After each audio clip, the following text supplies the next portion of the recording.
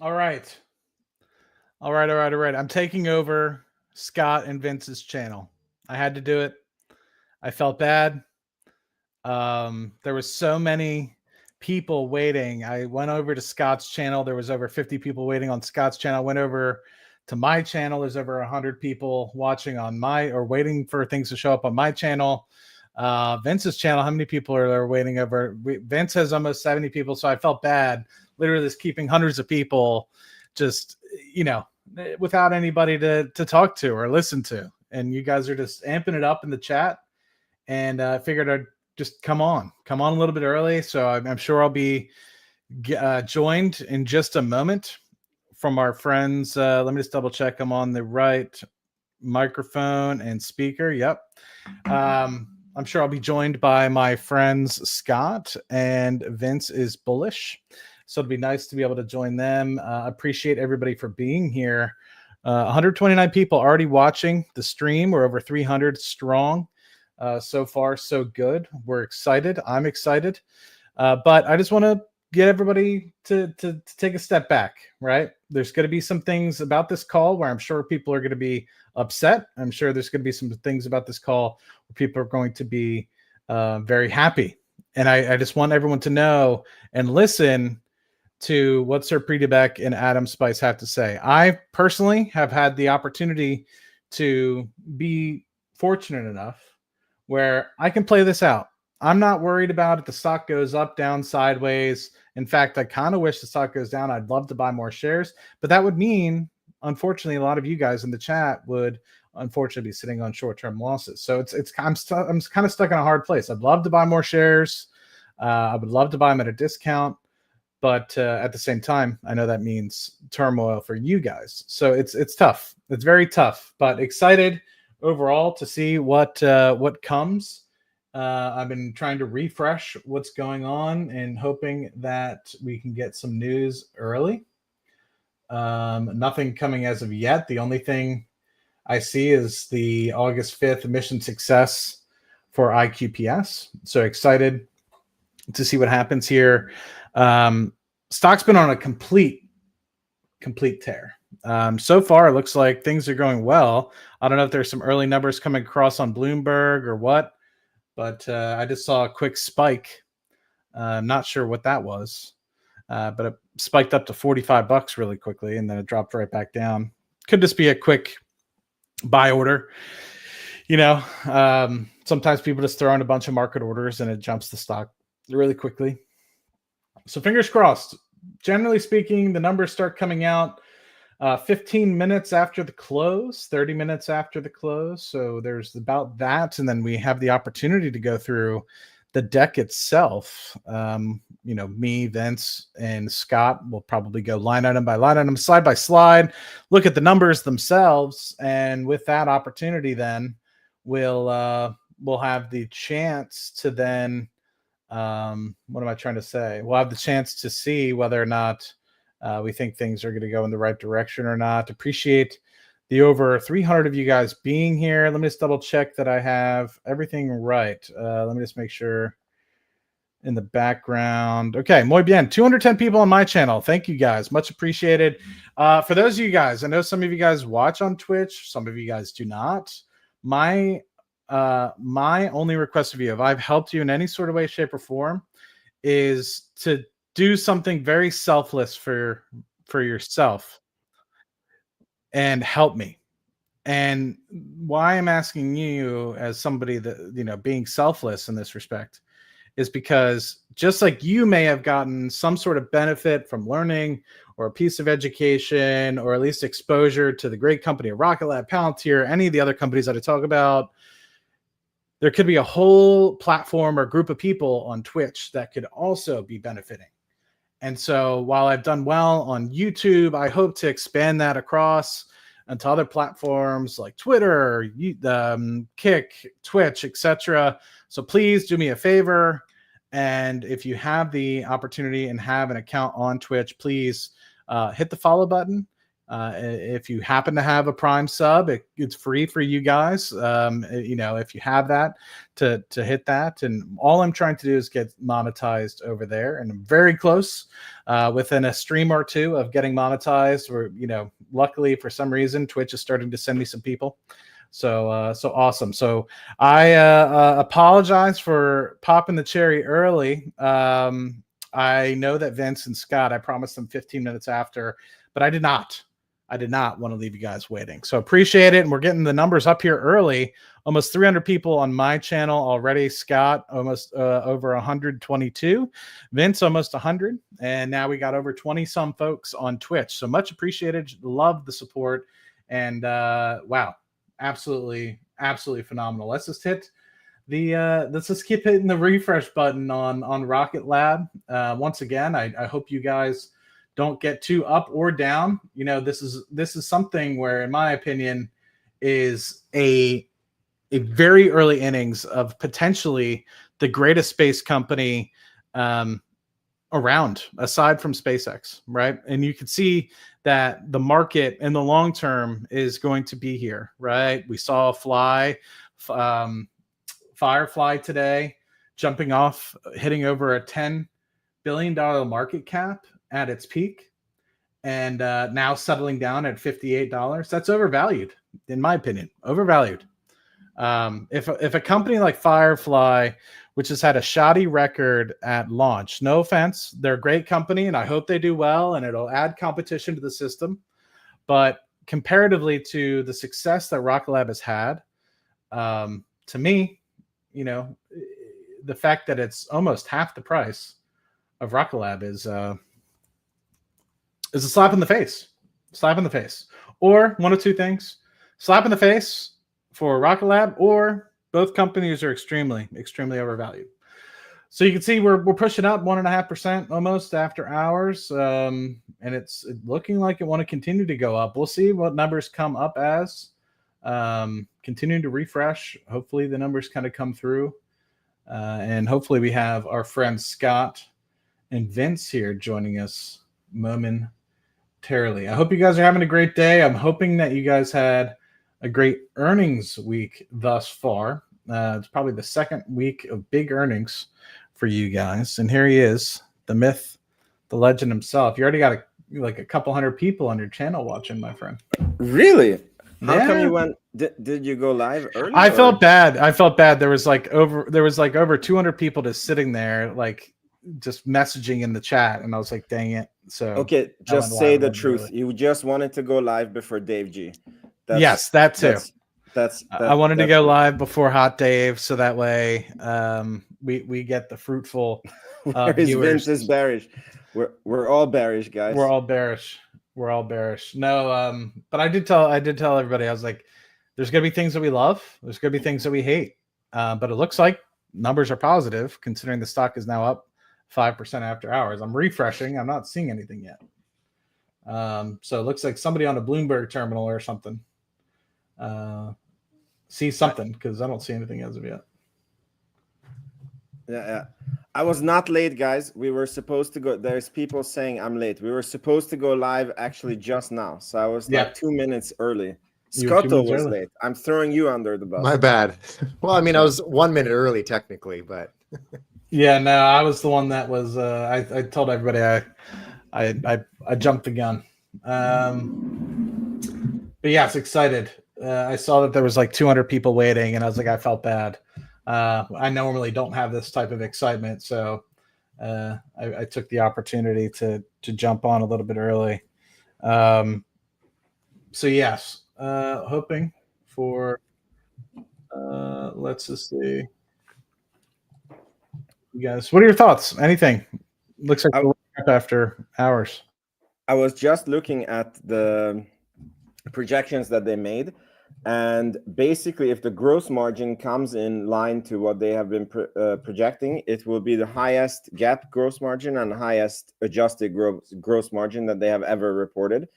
And I'm really excited about that, because I think before the 2019 Tesla run, like the telltale sign that Tesla was going to be a wildly profitable company was that they had industry leading gross margins. So yeah, I'm very excited about that. But the growth rate seems to be slowing. I don't know if I can share my screen. Is actually slowing down. So obviously the backlog is going to be super important for us, and Neutron as always. Are you trying to share? Or? Let me see.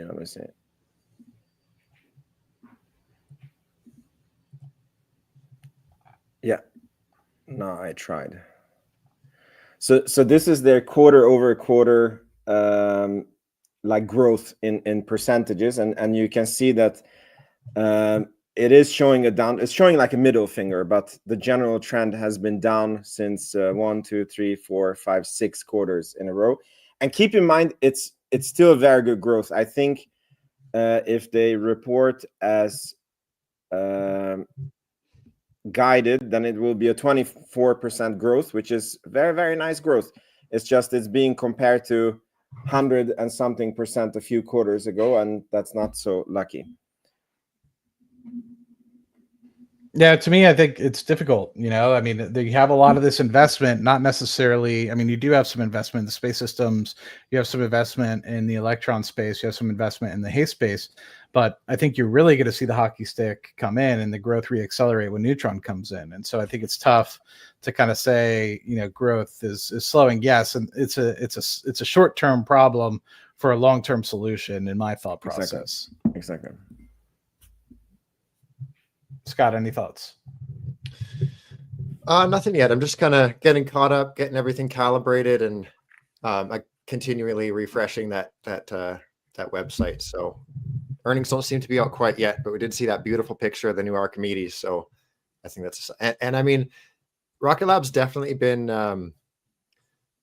kind of how do you say, like glamorizing all of these announcements with that Mars orbiter. I know nothing's confirmed yet, but it is an interesting point of illustration as we lead into this print that they're using that as the image, as the kind of showrunner. So maybe we get the news today. Hopefully we get that news today. That's all we need for the backlog to see a nice uptick is that one contract. So. But you think they would wait with announcing it until the earnings call? It feels like the earnings call is not the right place to announce such a thing, or? Yeah, good point. Like something of that magnitude, I don't think like I think MDA and SDA were both like their own like yeah. I think the market closed. They're like, hey, we're doing a presentation here in a half hour, and then I think they'd probably make a bigger deal than that. But I mean, it has been a quiet quarter in terms of other like space systems bookings. So usually we get something announced throughout the quarter, and this one's been nothing at all. We do have the 3 launches that were signed during the quarter. The one with Kratos, the one with NASA Vader, the Aspera mission, and then the U.S. Air Force Neutron, which was April. So we do know a bit about launch backlog. So I mean, they're already set up for a nice uptick for Q2. Very good. Just want to put on the screen what the outlook from Rocket Lab for Q2 2025 was. As people are noting, the pop that happened after hours, up 5%, is now disappearing. We're only up 0.5% after hours. But yes, Vince was right in terms of GAAP gross margins, hopefully ranging between 30-32%. That would be phenomenal. Non-GAAP, hopefully north of 34%. That would be phenomenal as well. Operating expenses 96 to 98 million. Non-GAAP operating expenses 82 to 84, and that would end up being a potential loss of EBITDA of 28 to 30 million, and then an increase of share count of $514 million. Revenue 130 to 140 million. So fingers crossed, year-over-year increases in both space systems and launch. So they are expecting year-over-year revenue growth. So hopefully, Vince, as you kind of alluded to, even though we are seeing a decrease, things will continue in the right direction. Do want to highlight, if you guys do not follow us on Saturdays, generally speaking, me, Vince, Scott, and sometimes Dave will go live and chat for Rocket Lab Weekly. So be sure that you're following all 3 of us. I believe I have their YouTubes in my description. And if you're watching on somebody else's channel, be sure to hopefully come to each one of the other channels to make sure that you're following all of us, to make sure you do not miss out on as much news as possible. Is the Rocket Lab website really down? I see some people. I was going to say, I don't know what's going on. Like, you can access it if you just type in Rocket Lab Investor Relations, but for some reason the links, like I have all my stuff bookmarked, none of those are working. So I'm not sure why, but it is accessible. You just have to skirt around and go through Google.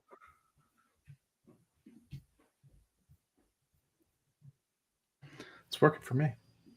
Okay. Okay, good. I guess you're the most important. You have the stream. Nah. Let's see. You mean like the normal Rocket Lab website? Let me see. Mm-hmm. Interesting. Yeah, you guys are right. Yeah, I have the investor relations one up, and it seems to be loading fine. So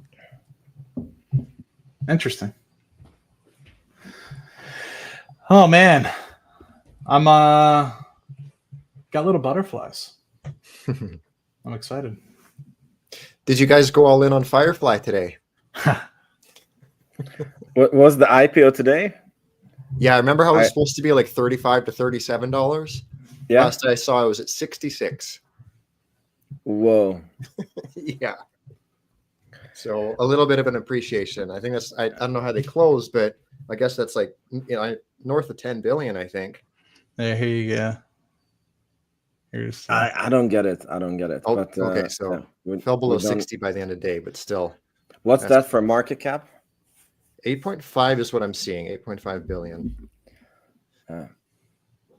I saw in the comments too, I guess the CEO was on, I think, MSNBC, and he was boasting about how they're the only ones who landed on the moon, which, for those unfamiliar, that was Rocket Lab's software. So. You just killed their vibe there. No, I mean, sorry, guys. that is a major achievement. I mean, as I said, the only thing that I don't get with Firefly is that like the rocket launch business is not a good business, and like we are not here in Rocket Lab because we love the launch business, even though it looks the best, but it's for their future and the space infrastructure, and I don't get that play for Firefly. All right, we're starting to get some news through. So first and foremost, they already do not found. Okay, so I don't know if they took it up and then took it down. Let me see. Okay, so we got some news here. I'll read before we get into the earnings. There's 2 news reports in here. So we have opportunity for retail shareholders to attend the opening event of the Neutron launch site in Virginia. So let's read this. So a global leader, launch services company, and space systems, the official opening of LC3 on August 28th represents a bold step forward in delivering reliable space launch. So Rocket Lab is offering shareholders a chance to attend invite-only event by completing an entry form located here between 4:20 p.m. Eastern Time on August 7th and 5 p.m. Eastern Time on August 15th. To be eligible to enter, interested shareholders must be 18 U.S. citizens. Rocket Lab will randomly select 10 entrants. So, guys, let me get this link in the chat for you guys.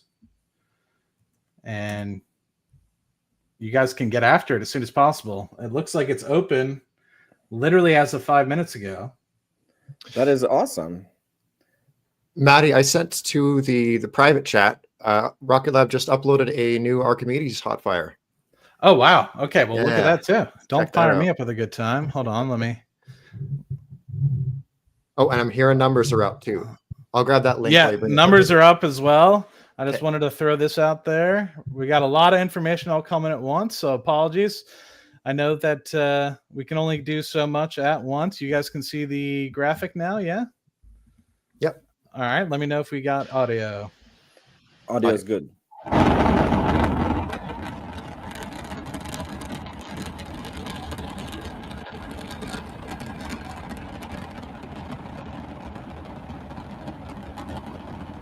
That's a sexy blue flame, dude.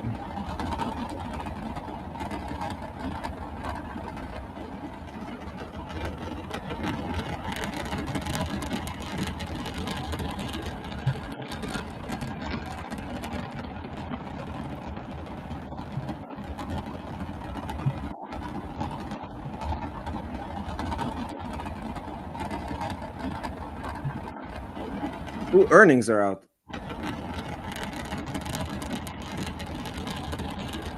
Talk about a hot fire test, baby.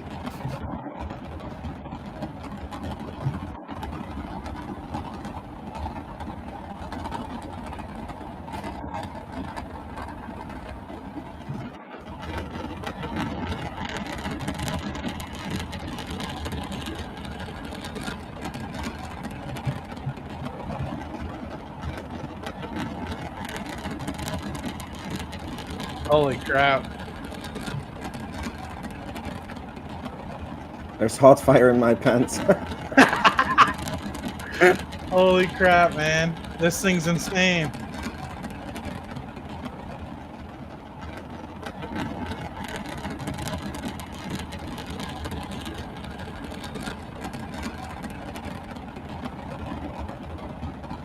Yeah, the numbers are out. People are.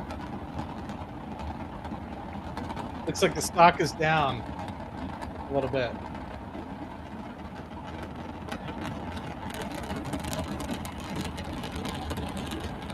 Oh my God, this is beautiful.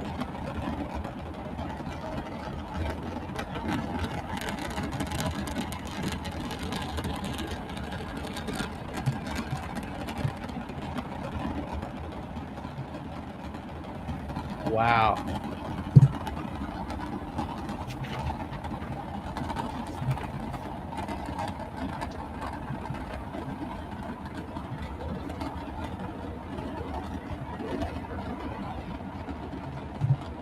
Wow, wow, wow. Wow. All right. I'm trying to go as fast as I can, people. I know this is going to be rapid succession. What do we got next? What do you think? The numbers, or should we go to the Victus Hayes news? What do you numbers first or Victus Hayes? I'll let you pick. Let's go Victus Hayes. That'll be quick. Okay. Yeah. We'll get deep in the numbers. We got half hour at least till the call. So yeah. We always end up getting bogged down by the call or the presentation. I do, at least, because I know I get into the numbers. Okay. Let me zoom in a little bit. Sorry, my mouse wheel is broken, so I got to do it this way. All right. So the clear integration milestone for Victus Hayes, delivering end-to-end capabilities for responsive space operations. Excuse me. Rocket Lab National Security LLC, a wholly owned subsidiary of Rocket Lab USA, is a global leader in launch services and space systems. They're today announcing the successful completion of their system integration review for the U.S. Space Force Victus Hayes mission, part of the Space Systems Command Tactically Responsive Space program led by Space Safari in partnership with Defensive Innovation Unit. The full press release can be viewed at businesswire.com. The SAR was completed in May and marked a critical program milestone, confirming all space components, systems, software were ready for final integration and testing. The milestone followed Rocket Lab's successful critical design review earlier in the year, which validated the mission design and cleared the way for production. Following the SIR, Rocket Lab completed spacecraft integration, and the vehicle is now entering final testing just 15 minutes after contract award, underscoring Rocket Lab's speed and efficiency. Rocket Lab is the only provider delivering complete end-to-end mission solution to Space Safari. This includes satellite design, component manufacturing, integration and testing, flight and ground software, mission and launch licensing, launch commissioning, and on-orbit operations. Wow, end-to-end is right. Rocket Lab owns the entire mission lifecycle, simplifying program execution. I'm assuming this is, it's Brad Clevenger. Okay. Victus Hayes is more than responsive launch. It's about ensuring the U.S. can act at the speed of need in a contested space domain, said Brad Clevenger, president of Rocket Lab National Security. With Rocket Lab's flight-proven systems and fully integrated mission capability, we're uniquely positioned to deliver the agility, speed, and reliability that national security demands. I could go on, but do you guys have any initial thoughts? One step closer. That's all. Love to see it. Yeah, the same. The same. I think we should go over to the numbers. Vince doesn't give a crap. He's just like, what are the numbers? That's all. No, I peeked a little bit, and it's really good. Like the stuff that I saw, it was really, really good. Let's see. All right. Do any of you want to take a shot at reading? Or you want me to read it? You can, but maybe All you right. could go to the presentation, or you want to read that separately. Let's just let's read what Hot Pete said, and then we can run over. Rocket Lab has delivered impressive gross margin expansion and another record revenue result this past quarter, driven by our strong operational performance and program execution that has us on track for a record year of launches and spacecraft delivery. It's also been a busy quarter of M&A activity as we progressed our progression of GEOS, strongly positioning ourselves to meet the needs of defensive initiatives like the Golden Dome, with end-to-end mission solutions across launch, spacecraft, and now payloads. We're confident our strategic investments will drive new growth opportunities that will drive us toward long-term profitability, particularly as we guide towards another potential record quarter for Q3. On the launch side of the business, with 5 flawless missions executed, Electron maintains its leadership position as the world's leading small orbital rocket, with a rising launch cadence and increasing international demands for its services. We've also made steady progress with our reusable medium lift rocket Neutron, with Launch Complex 3 now largely complete and flight hardware on its way there for first launch, bringing us closer to delivering disruptive competition to the launch industry for our commercial and national security. So they have a bunch of things. Should we just run into the presentation, or should we look at the guidance? This is third quarter guidance. Okay. Presentation?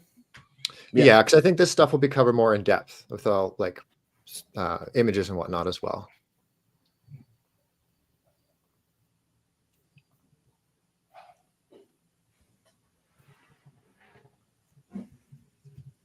Apologies, going as fast as I can. Hopefully you're not too bored. It always seems slower when you're on the hook driving.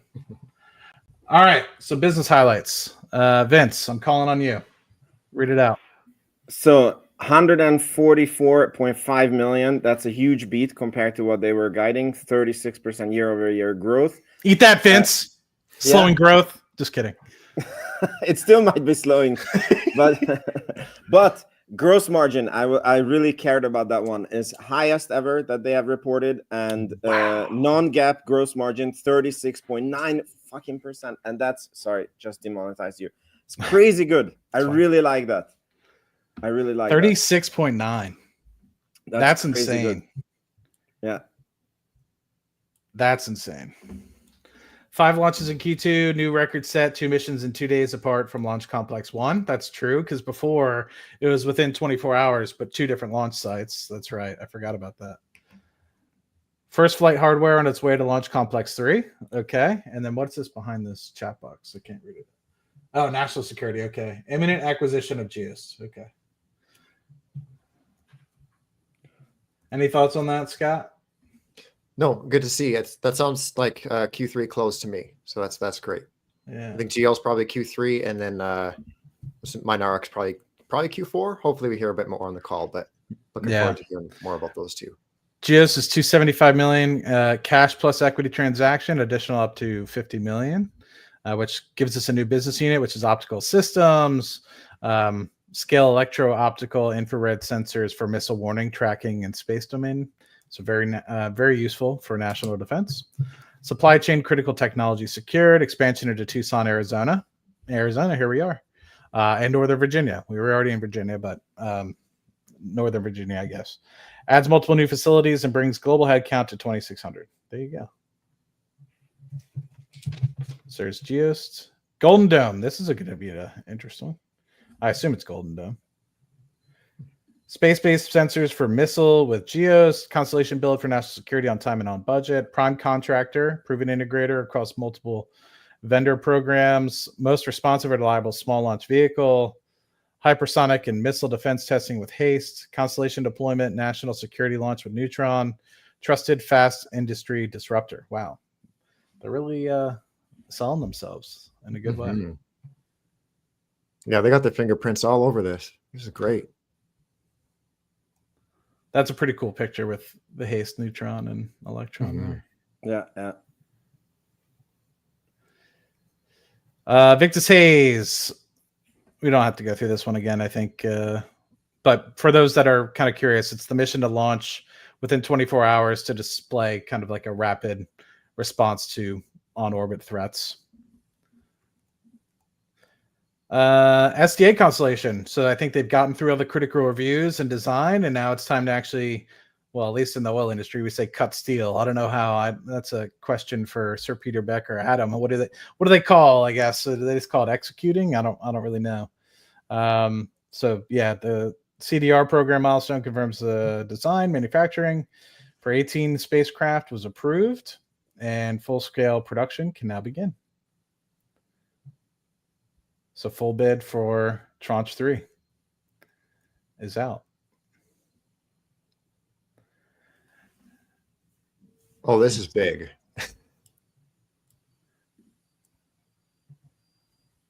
$700 million provided for a Mars telecommunications orbiter in recent U.S. Senate budget reconciliation. Okay, so my heart rate.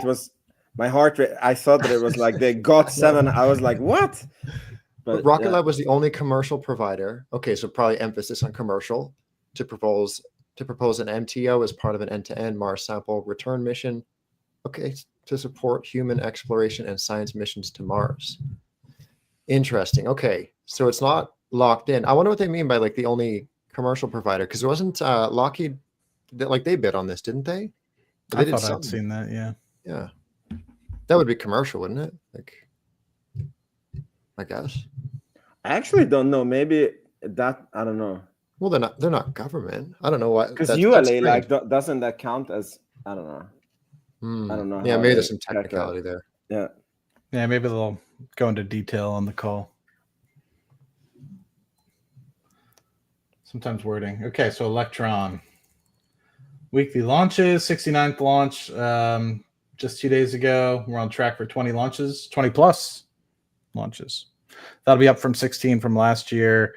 For the quarters, 5 missions took place within 4 weeks, demonstrating weekly cadences. New launch record, 2 missions from 2 days at Launch Complex 1.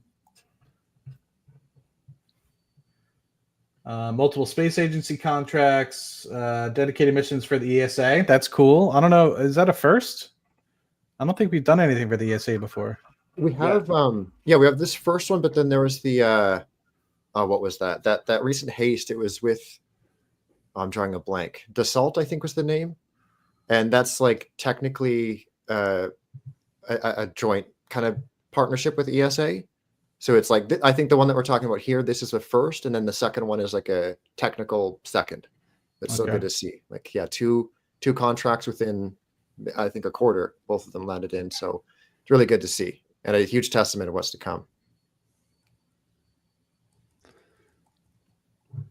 New NASA launch contract. Okay, so Electron selected NASA Aspera Astrophysicist Science to study the formation and evolution of galaxies.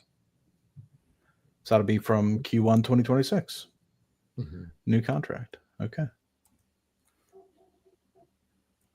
All right. The good news. Progress. Where do I start? Let's see. There's just a lot of pictures. I'm trying to.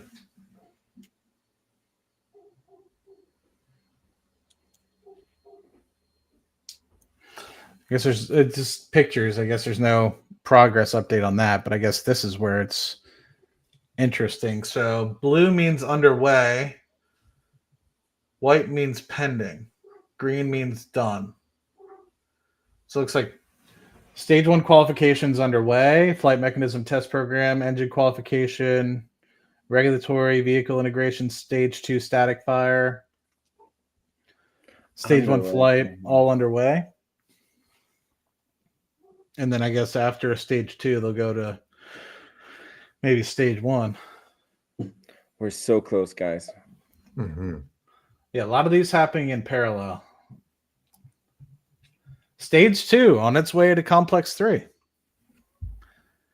So it's been cryogenically proofed, the last milestone before stage test ahead of Neutron's debut launch.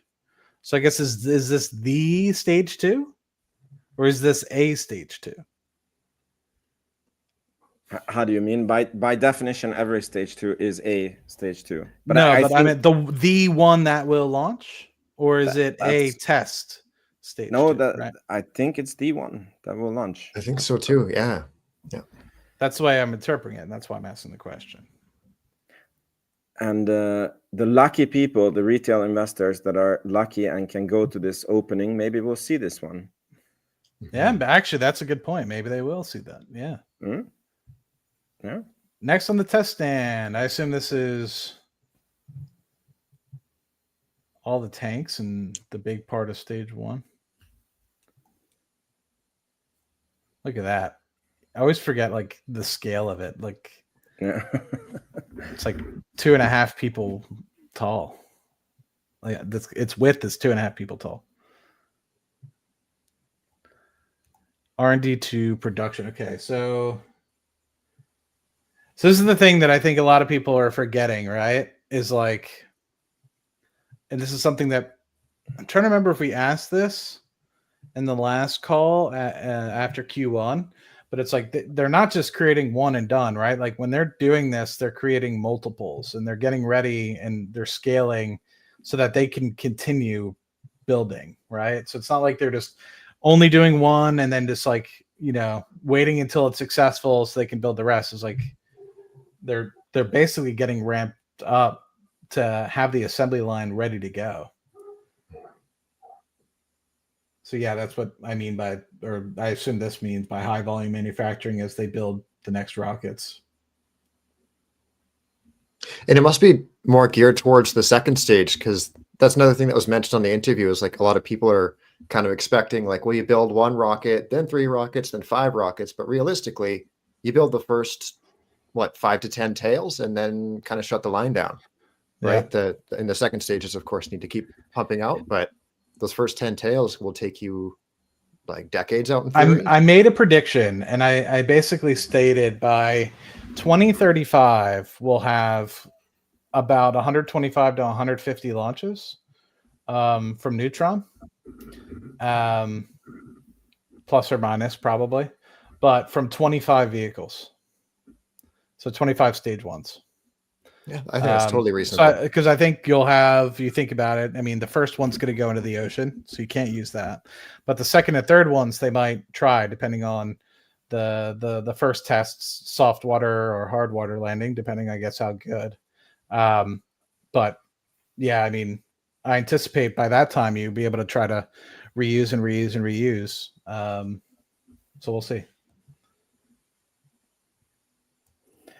I think there will be a few more neutrons, but yeah, the number of launches I totally agree with. You'll think there'll be more than 25? Yeah, I wouldn't be surprised. Because if we take the Falcon 9 as an example to follow, like it's like during the getting it to land stage, like they had a lot, like quite a lot. I also think Sir Peter Beck mentioned this, that they will like ramp up production in the beginning and then it will be less and less. And yeah, I mean, we see, but very reasonable numbers. Oh wow, so they're up to 3 to 4 engine tests a day. 50 engine tests in the past 4 weeks. I think we just saw the 152 second stage 1 test.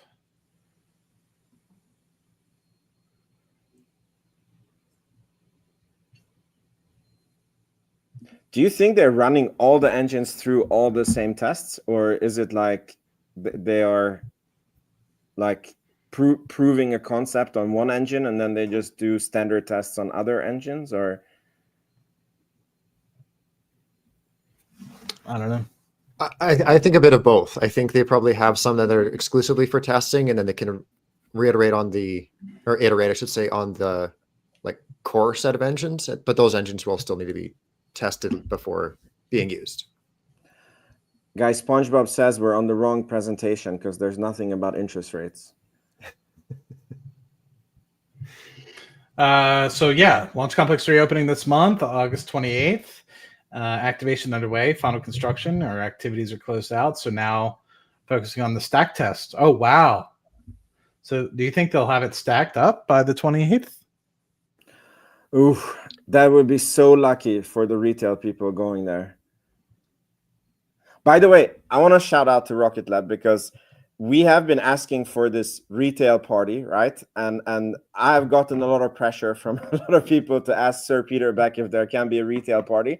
And I think it's totally reasonable that they said that they don't have the time, and the, how do you call it, the launch day is probably a really bad day to have the launch, because Sir Peter Beck and the whole team is going to be crazy nervous, and we are just going to be annoying them. And the fact that they still opened the LC3 to, you know, retail investors, and they're making it available, I think it's that is the best that we could get, and they did listen to us, I think. Interesting. So yeah, so for anybody that that wasn't aware, the website is allowing, I think it's from today, as of 4 o'clock, 4:20, I guess, to, I think it was August 15th. They're gonna everyone can, if you're a U.S. citizen, select 10 retail investors to potentially show up. So you have to have a U.S. passport, I assume.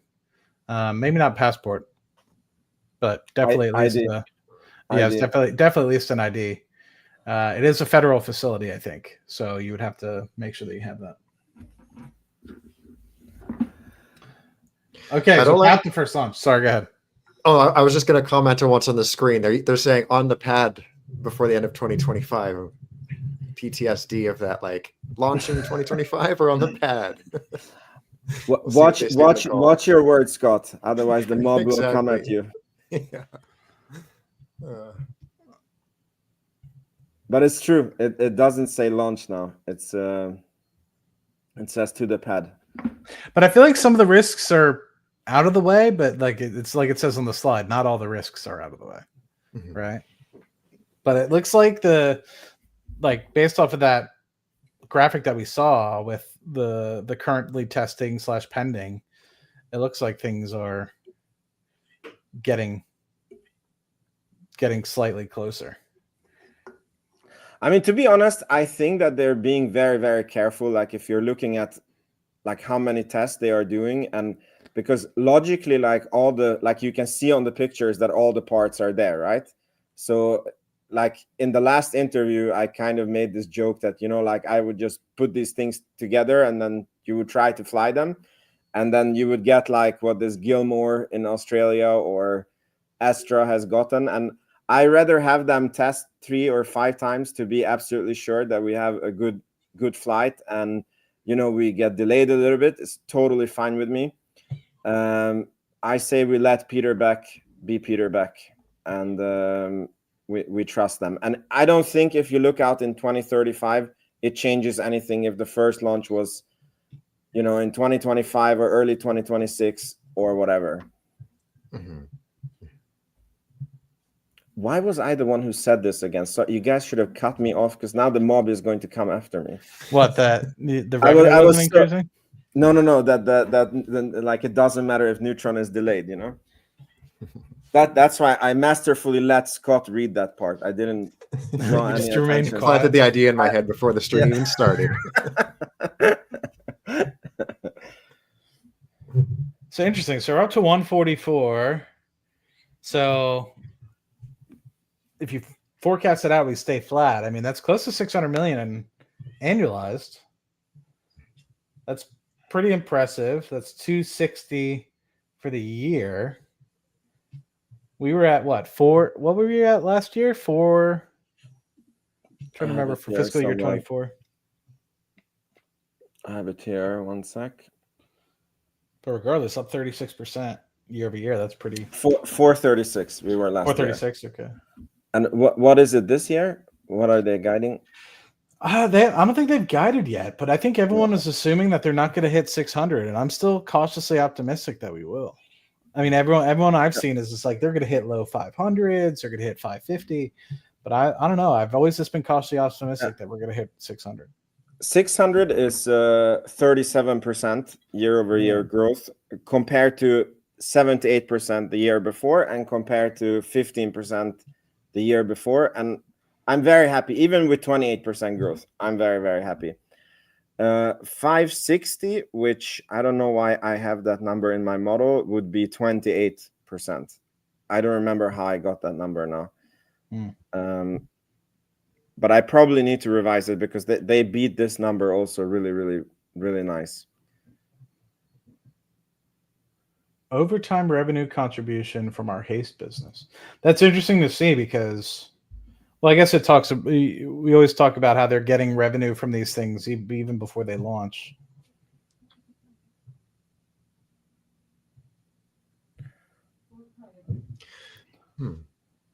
Year-on-year increase Electron fixed cost absorption, increased launch cadence. Okay, increased average sales price.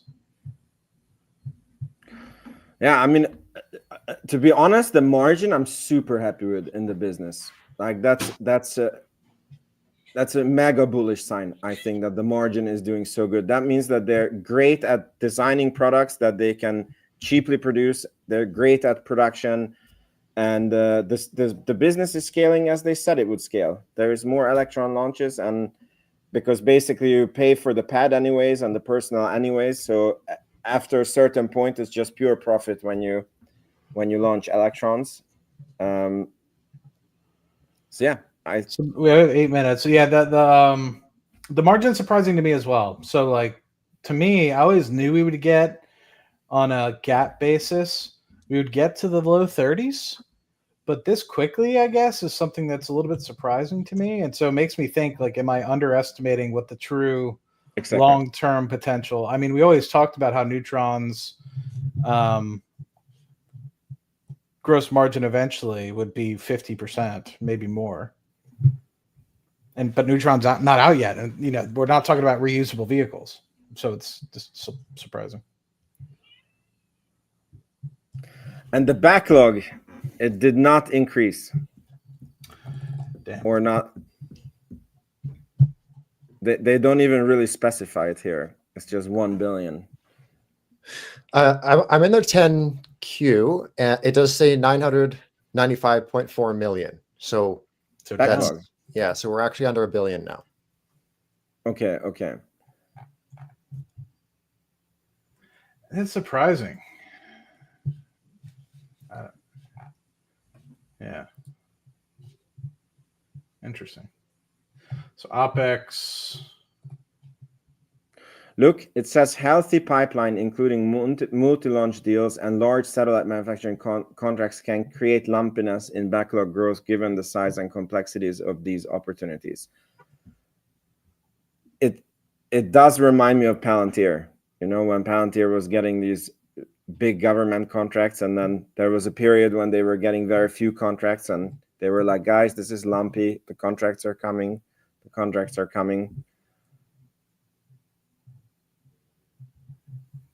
Yeah, I just assumed that you'd start to see a little bit better growth in the backlog, but they know what they're doing. They're making all the right moves. Everything is moving in the right direction, so I'm trusting in them.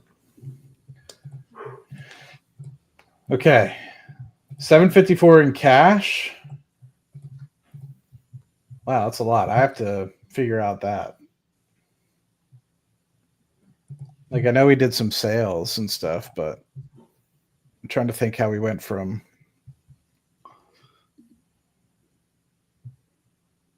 the cash on hand previously to where we're at today.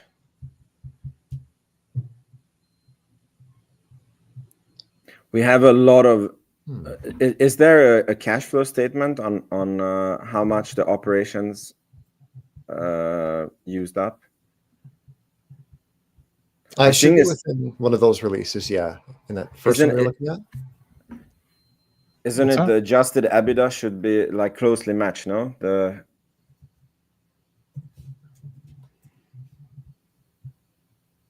I mean, my point is just that they have, like, with 700 million, they have a really, really a huge runway, especially if the losses are going to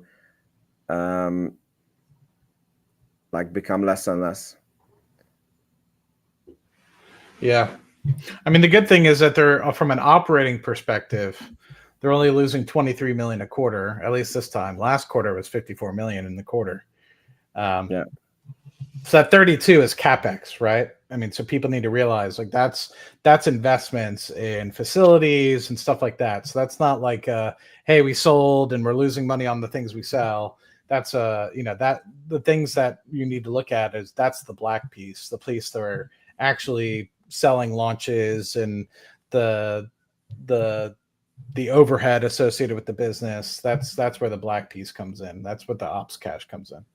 Does anybody know why the non-GAAP is bigger? Like the non-GAAP free cash flow is showing a bigger loss than the, or not? Am I? No, sorry, not. Okay, I'm just. I didn't see. Sorry, forget what I was saying. Not sure.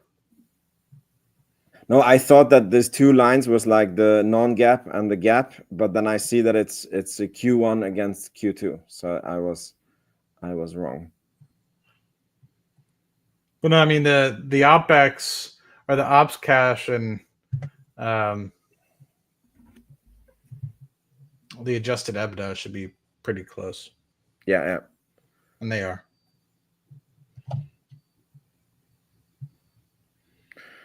Yeah. I think this is a really good. I mean, look, it's not a banger report, but I think that everything that you want to see is there. Oh wow! Look at the gross margin expectations for Q3. Whoa, GAAP gross margin, and they're gonna have non-GAAP 40%. Whoa, that's really freaking good.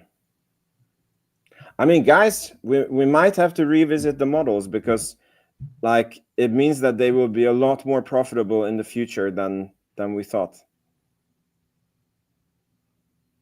Yeah, but the operating expenses go way up, probably for.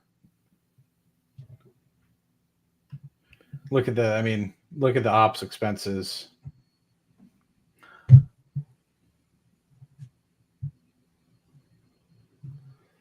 Oh, okay, never mind. R&D. So it was 106. Okay, so it's the same. Don't listen to me. What is that? 150. What would that be? Okay, sorry. Let me make sure that the call's up. So the 150 that they guided for is a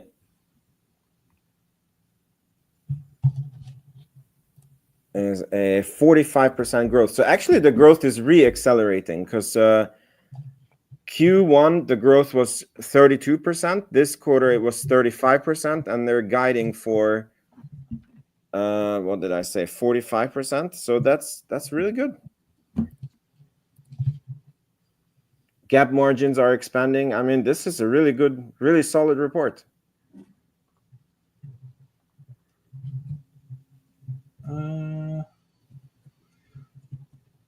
I think so. I really do. I think it's really good.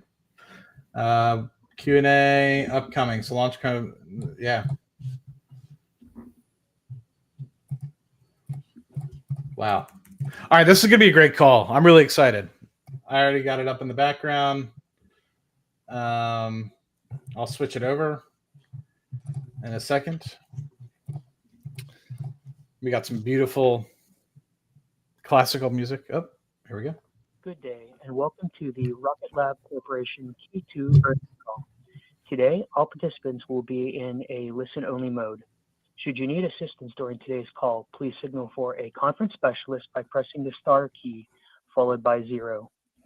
After today's presentation, there will be an opportunity to ask questions. To ask a question, you may press star, then 1 on your telephone keypad. To withdraw your question, please press star, then 2. Please note that today's event is being recorded. At this time, I would like to turn the conference over to Muriel Baker, Senior Communications Manager. Please go ahead. Muriel. Thank you. Hello and welcome to today's conference call to discuss Rocket Lab's second quarter 2025 financial results. Before we begin the call, I'd like to remind you that our remarks may contain forward-looking statements that relate to the future performance of the company. And these statements are intended to qualify for the safe harbor protection from liability established by the Private Securities Litigation Reform Act. Any such statements are not guarantees of future performance, and factors that could influence our results are highlighted in today's press release, and others are contained in our filings with the Securities and Exchange Commission. Such statements are based upon information available to the company as of the date hereof and are subject to change for future developments. Except as required by law, the company does not undertake any obligation to update these statements. Our remarks and press release today also contain non-GAAP financial measures within the meaning of Regulation G enacted by the SEC. Included in such release and our supplemental materials are reconciliations of these historical non-GAAP financial measures to the comparable financial measures calculated in accordance with GAAP.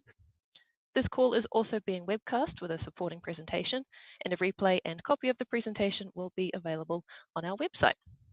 Our speakers today are Rocket Lab founder and Chief Executive Officer Sir Peter Beck, as well as Chief Financial Officer Adam Spice. They will be discussing key business highlights, including updates on our launch and space systems programs, and we will discuss financial highlights and outlook before we finish by taking questions. So with that, let me turn the call over to Sir Peter. Thanks, Muriel, and thanks for everybody joining us today. Look, we've delivered impressive financial results this quarter with another record revenue of $144.5 million, above the high end of our prior guidance and up 36% compared to last year. A GAAP gross margin expansion exceeded expectations this quarter too, and the consecutive growth of the company is really exciting to drive. No surprises here that Electron continues to be the leader of the small launch industry. We had 5 launches across the quarter, 2 of them back-to-back from Launch Complex 1 in 2 days. Demand for its services is also increasing from different countries, with multiple international space agencies signed up for Electron launches this year and next. We made rapid progress towards the pad with Neutron this quarter. Launch Complex 3 is ready for its grand opening, and we've got the first rocket parts on their way to Virginia. More to share across the program in the up-and-coming slides here. And finally, in space systems, our prime contractor status is expanding with our imminent acquisition of GEOST. Being able to quickly build and deploy entire satellite systems is the cornerstone of the future US defense strategy, and we're in a prime position to play within those large opportunities within launch, spacecraft, and now payloads added to our end-to-end capabilities. So let's get into those details now. We're very close to finalising acquisition of GEOST, maker of missile tracking satellites for national security missions. Having cleared through the antitrust review, we're on track for signatures on paper here pretty shortly. I'll let Adam take you through the financial details later, but if there's one thing to take away from this deal, it's adding payloads on top of launch and spacecraft really cements our status as a one-stop shop for national security. We're already a trusted disruptor in the launch and prime contractor for constellation builds, and this acquisition adds to our competitive advantage. It will bring an extensive inventory of space-based missile warning sensors and manufacturing facilities in Arizona and Northern Virginia that secure the domestic supply chain of this critical technology for next-generation missile defense initiatives, like the Golden Dome and SDA constellations. The $175 billion Golden Dome program could prove to be one of DoD's largest procurements to date, and we're in a great position to capitalize on opportunities here. Our strategic investment and the way that we've scaled the company to uniquely meet its needs positions us strongly to win either as a prime contractor, or even as a sub, or even as a component supplier. Our pursuit of the Golden Dome extends just beyond payloads. Across its entire ecosystem, we have the technology and capability ready to serve. We operate the world's most reliable and responsive small launch vehicle, Electron, operating at the fastest cadence of any small launch vehicle in history, having just completed its 69th launch. With our hypersonic testing variant HASTE, we are revolutionizing the way missile defense technology is tested in a hypersonic environment. Our new reusable rocket Neutron perfectly answers the call for a diversified launch for national security and can deploy entire constellations of spacecraft at once to build out the dome's proliferated architecture. We've already won more than $500 million contract with the SDA to build and operate a significant piece of their PWSA network, so there's a golden opportunity to build upon that here with our existing capability. And look, the list goes on, but I won't belabor the point. Our advantage is our commercial speed and proven execution. The way programs like this have been built in the past, dominated by the large defense primes, just won't work this time around to meet the administration's urgent timeline. It needs agility and innovation, vertical integration, and on-time delivery and execution. That's what we've delivered time and time again across our programs to date, and what we stand ready to deliver for the Golden Dome. There's no better mission on the books that demonstrates the full depth of our capabilities than the Victus Haze mission for the Space Force. Across its tactically responsive space program, we're the only provider delivering a complete end-to-end launch plus spacecraft solution. We're bringing the full stack of offerings across the satellite design, component manufacturing, integration and testing, flight software, ground, mission and launch licensing, and the launch itself, and on-orbit operations. We own the entire mission lifecycle and its capability for national security that very, very few others can provide. It's also a great demonstration of how commercial capability like ours can be leveraged to bring the concept of responsive space into operational reality, exactly what the US administration is seeking with Golden Dome. This mission has a 24-hour call-up requirement, which quite frankly is business as usual for Rocket Lab these days, and we recently cleared the program milestone for Victus Haze that moves us into the final integration and testing phase of our spacecraft for the mission and launch on Electron later is on track later this year. Another program with a major milestone tick is our transport layer constellation build for the SDA. The program has signed off our satellite design and approach for manufacturing, which means we can now move into full-scale production of these 18 spacecraft and recognise further revenue from this $515 million program. As this constellation gets underway, we're also preparing for a much larger opportunity within the SDA and its next tranche of satellite contracts. This is where our strategy of bringing key satellite technologies in-house makes us an attractive commercial partner. Our incoming sensor payloads, for example, are also in play for an SDA award and through other bidders. We can control the cost and reduce the schedule risk through our vertical integration in a way that others can't, and we hold the keys to that technology and components that are foundational to these contracts. Excuse me. And finally, for space systems, another strategic area of focus for this past quarter has been in supporting the administration's plans for Mars exploration. It was great to see our $700 million provided for a Mars telecommunications orbiter in a Senate's recent budget. The path to Mars for human spaceflight must begin with the ability to communicate there. And this is something that we've always strongly pushed for. In fact, we were the only company that proposed an independently launched Mars telecom orbiter as part of the end-to-end Mars sample return mission. So our ambition is clearly in line with the administration's vision for Mars. Much of our technology is already across major Mars missions like NASA InSight Lander, the Ingenuity helicopter, the cruise stage that brought Perseverance to Mars, and of course our Escapade spacecraft that are ready for launch here soon. We have got the experience in delivering mission success for Mars exploration, and our vertically integrated approach reduces complexity, controls cost, and provides schedule certainty, all under a firm fixed price. Now on to Electron. Once again, another busy quarter for Electron as demand and launch cadence continues to soar. The beauty of Electron is being able to choose when and where you want to fly. Sometimes for us that can mean flying in very close succession, like the 4 launches in 4 weeks that we saw in June, and 2 of those flew just days apart, a record turnaround for us at Launch Complex 1. We've since racked up launch number 69, and number 70 is scheduled for liftoff next week, keeping us on track for 20 or more launches by this year's end. These missions are a great showcase of how quickly we can turn around launches as the manifest demands, with the infrastructure, production, and capability to place and support a launch a week as the demand for small dedicated launch continues to expand.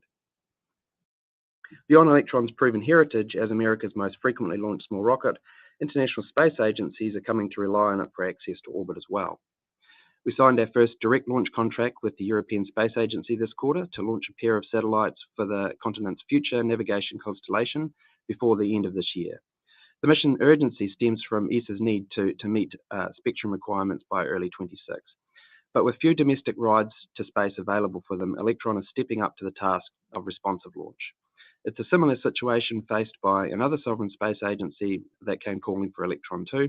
I can't quite reveal the full details of those missions yet, but it's fuel on the fire to Electron's international expansion and leadership as in the small lift market globally. Now to cap off the list of space agency launch contracts, we secured another NASA mission on Electron for launch early 2026. Time and time again, we've proven Electron to be the premier small launcher for NASA science missions, and we're looking forward to delivering the same precise orbital deployments that they've come to expect. Now on to our Neutron update for the quarter. Let's start with a top-down view of where things stand today. We're building more than just our first rocket. We're laying the foundation for long-term sustainable program. We know that from experience that building the first one is hard, but building the system that gets you to launch number 10 and 20 and beyond is much harder. Most of the capital of any rocket program goes into building out the infrastructure, and we believe we've got all the critical elements in place now. Our launch and test sites are substantially complete. Recovery infrastructure is on track. The Archimedes engine manufacturing line is now capable of knocking out an engine every 11 days. And we believe that we've scaled our operations to be ready to support to move into multiple flights a year after the first launch gets off the ground. On the launch vehicle side, the teams are working literally day and night to get Neutron to the pad. We're in a good spot with lots of core elements like the Hungry Hippo fairing, major structures, second stage, engine qualification, etc. It's a green tick for stage 2 flight hardware and its qualification program. The brains of the rocket, like the flight computer and GNC, are ready for flight, so lots of green across the vehicle as you'd expect. There's been lots of action on the regulatory approvals front as well. We've been granted our FCC license for Neutron's first launch, and the FAA has accepted our launch license application that puts us on track for a launch license to fly from Launch Complex 3 by the end of the year. We've also had the critical agreements in place to transport flight hardware to the launch site on Wallops Island. You've likely seen a bit of activity on that front around expanding our operations and dredging in the channel, but these improvements are related to increasing operational flexibility as launch cadence ramps up. It's not a gate to Neutron's debut. Importantly, the schedule is not sequential. Everything is happening in parallel, and a lot of the progress markers that are underway or still pending are probably going to stay that way up until just before we launch. There are still some risks to retire, like propulsion and full integration of stage 1 testing, which we're taking our time on to make sure we're successful, and when the rocket is on the launch pad. But over the next few slides, I'll take you through the latest engineering updates and lay out the current expectations for the next few months ahead. First up, an exciting moment on the path to launch. Neutron's flight hardware is on its way to the launch site. Over the past couple of months, we've put the second stage through many tests to validate its readiness for launch. Having completed its critical testing phase, it's headed to the Launch Complex 3 for final integration in preparation for stage testing at Wallops Island. The large structures that make up the first stage, like propellant tanks and thrust structures, are expected to be on the test stands before they're shipped out to the launch site shortly. Once they've completed a major structural test, they'll progress into final integration and stage testing. As we move out of R&D into production for the next rockets in our fleet, our factories are all humming. We've automated the production of the largest composite rocket structures in history with our 90-ton AFP machine that we installed there last year. We're pulling flight parts off the machine now for the stage 1 barrels and propellant domes, and allows us to scale efficiently. And we've made long lead commitments for manufacturing equipment that puts us in a good place to build 3 vehicles next year. For Archimedes, engine testing is accelerating, and this is the most crucial and time-consuming aspect of any rocket development program, and always the longest pole in the tent. We're running the engine to full mission duration, and the operational test cadence is hitting up to 3 or 4 hot fires a day now, 7 days a week, as we work diligently through all of the engine qualification program. In between hot fires, the team's making improvements and iterating on the design quickly, and then getting right back into the next engine test fire and on the stand. We expect these tweaks to all the way up to Neutron's debut launch and beyond. For those who are interested, take a look at the latest mission duration hot fire video we just shared. Moving on to Launch Complex 3, I'm pleased to say that we have an official date for the site opening later this month. The team in Virginia is well and truly into launch pad activation while we close out the final construction activities. The water deluge system was activated last quarter, and now the team is meticulously making their way through system by system to prepare for static fire operations on the launch mount once the flight hardware arrives. Launch Complex 3 is set to be a hugely important national asset. There's a spaceport bottleneck at the other federal sites right now, and that shows how important launch site diversity really is. National security must take priority, and with Neutron onboarded to the NSSL program earlier this year, a rocket will be the first to fly for NSSL out of Virginia when we pick up missions under that contract.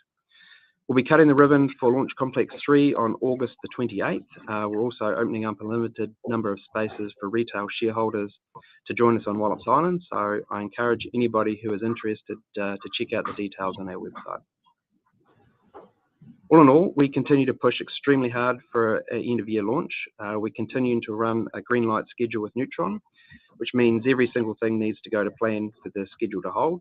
But I also want to stress that we're not going to rush and take stupid risks to get a launch Neutron before it's ready. In the context of the life cycle of the vehicle and the program, a couple of months here or there is completely irrelevant. What's really important is performance, reliability, scalability right from the get-go, and there'll be no cutting corners here to just rush to the pad for an arbitrary deadline. I think everybody has heard me say it before. In fact, I'm a little bit infamous for it now. I'm not built to build shit. So with that, I'll hand it off to Adam. He can run through the financial highlights for the quarter. Great. Thanks, Pete. Second quarter 2025 revenue was a record $144.5 million, which was above the high end of our prior guidance range and reflects significant year-over-year growth of 36%, driven by strong contribution from both business segments. Second quarter revenue increased 17.9% sequentially. Our Space Systems segment delivered $97.9 million in the quarter, reflecting a sequential increase of 12.5%, driven by increased contribution from each of our satellite components businesses. Our Launch Services segment delivered revenue of $36.6 million, reflecting an increase of 31.1% quarter on quarter. Now turning to gross margin. GAAP gross margin for the second quarter was 32.1%, above our prior guidance range of 30 to 32%. Non-GAAP gross margin for the second quarter was 36.9%, which was also above our guidance range of 34 to 36%. The sequential increase in gross margins is primarily due to an increase in Electron ASP, paired with favorable mix within our Space Systems business, driven by increased contribution from our higher margin component sales. Relatedly, we ended Q2 with production-related headcount of 1,150, up 62 from the prior quarter. Turning to backlog, we ended Q2 2025 with approximately $1 billion of total backlog, with launch backlog representing approximately 41% of this and Space Systems 59%.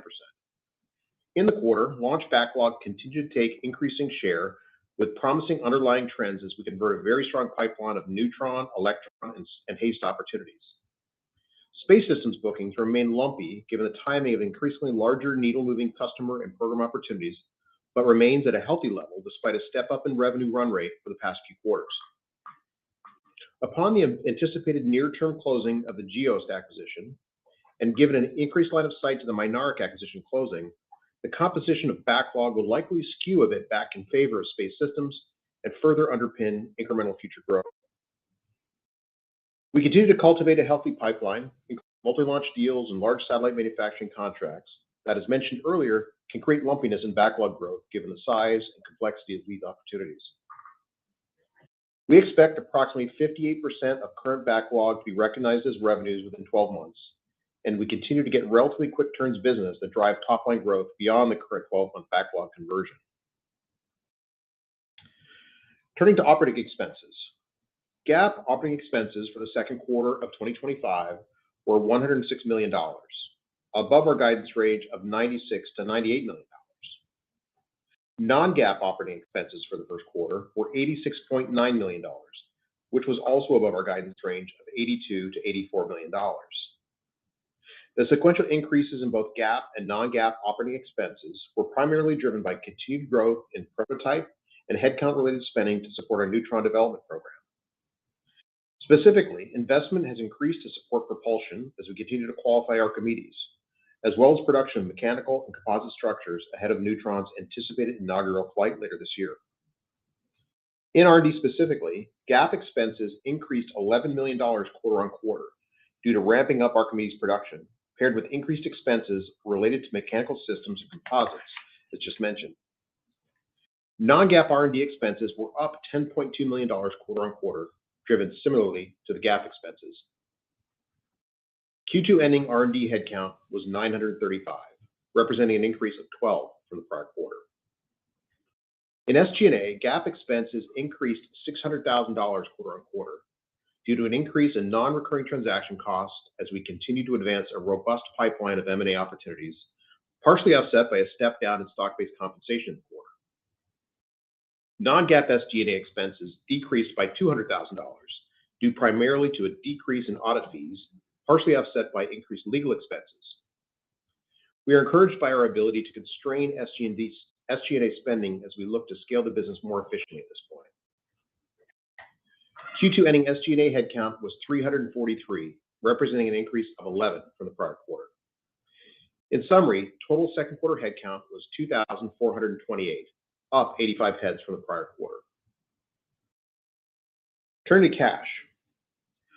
Purchases of property, equipment, and capitalized software licenses were $32 million in the second quarter of 2025, an increase of $3.3 million from the $28.7 million in the first quarter, as we finalize LC3 construction activities, continue to invest in the engine test facility at Stennis, Mississippi, and make initial investments into the fit-out of the return on investment barge.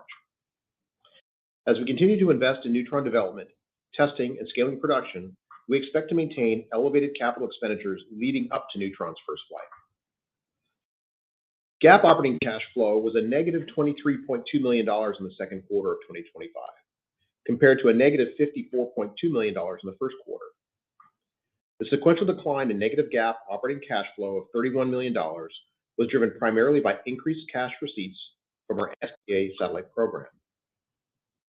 Similar to the CapEx dynamics mentioned earlier, cash consumption will continue to be elevated due to Neutron development, longer lead procurement for SDA, investment in subsequent Neutron tail production, and related infrastructure to scale the business beyond our initial test flight.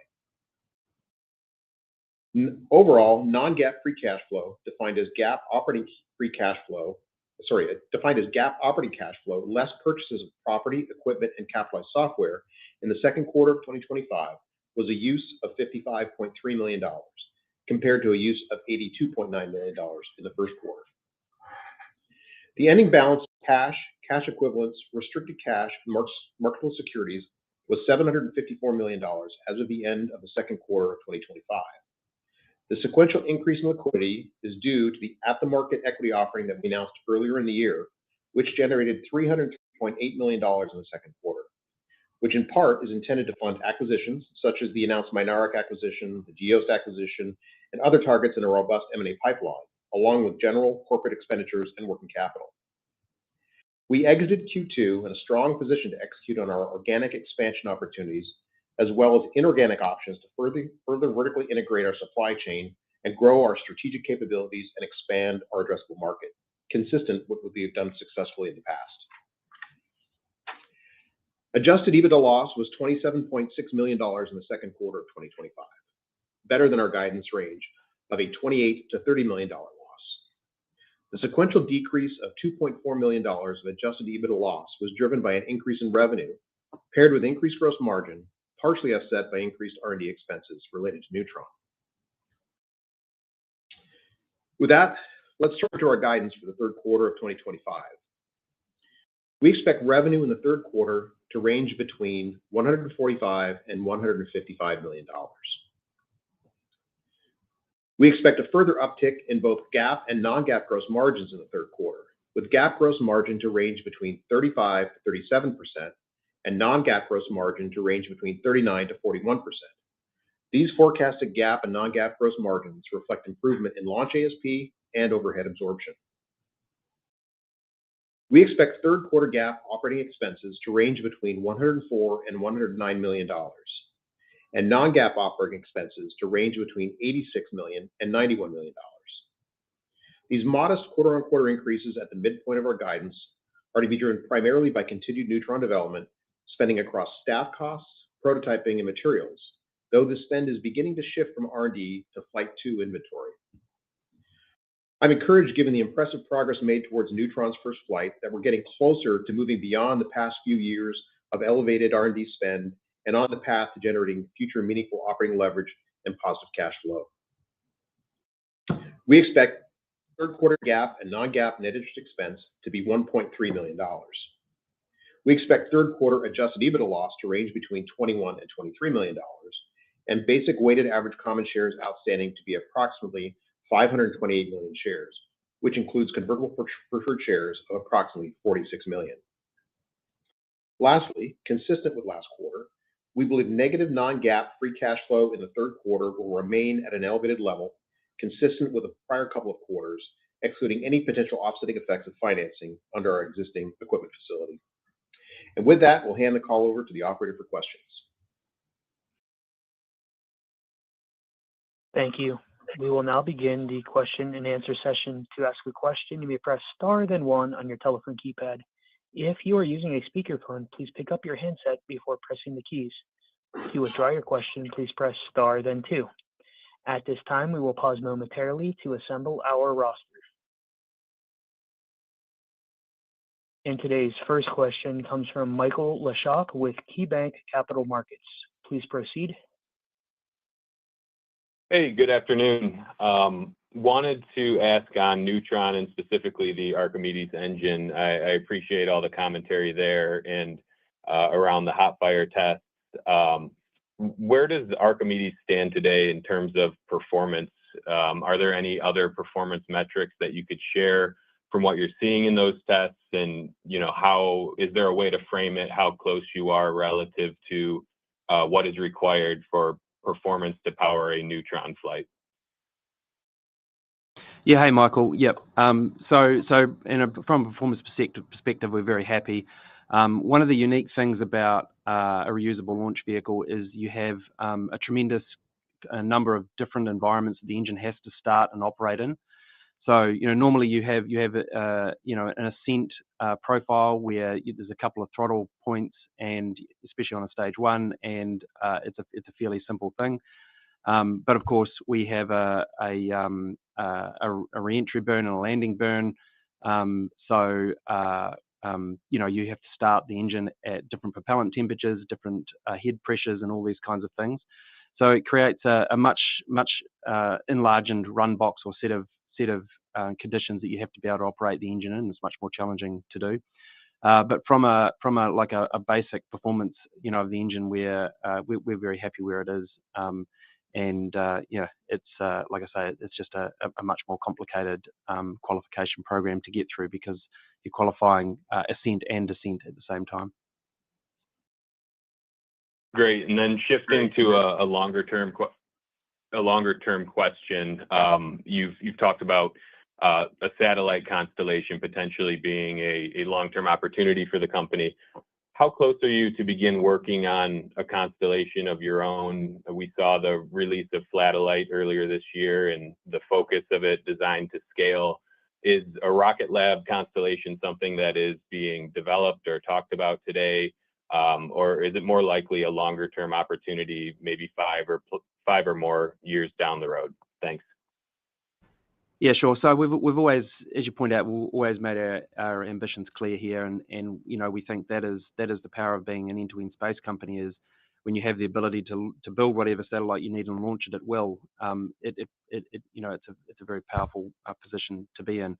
However, I'm also very aware of entrepreneurial drift, where someone doesn't finish one thing before they start the next.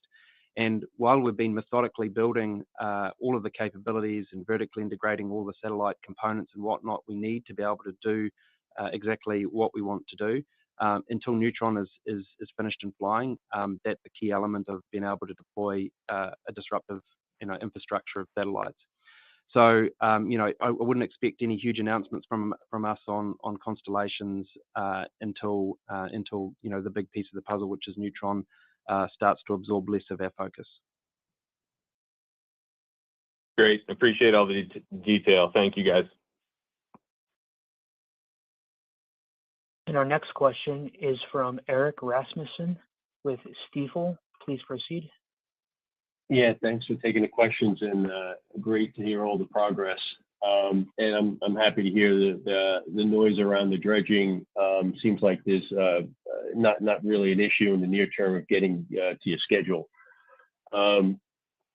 Just wanted to ask about backlog, and I think a lot of this is contingent upon the SDA right now. I know you've also talked about the Golden Dome, but it looks like Tranche 3. Maybe just if you could just update us on what your thinking is around potential timing around the RFP process, where Rocket Lab will compete, and at what, and I guess in the vein of sort of the backlog, at what point will you start to include Neutron into the backlog? Hey, Eric, I'll answer some of those, and I'll let Adam answer some as well. But more generally in backlog, the kind of things that we're chasing now are really large programs. So by nature, these programs are pretty lumpy. SDA is a great example. I think we've put ourselves in a very strong position. We're executing against our current SDA contract very strongly. You've seen us acquire things like GEOS that put us in a very strong position to provide solutions that are not plagued by delays and things like that. And also our recent pending acquisitions of things like Mynaric, which are one of the key elements in the SDA program. So I believe the timing of the announcement is somewhere between September and October for the Tranche 3. It's always a little bit opaque as they work as the SDA works through those awards, but that's sort of a similar time frame.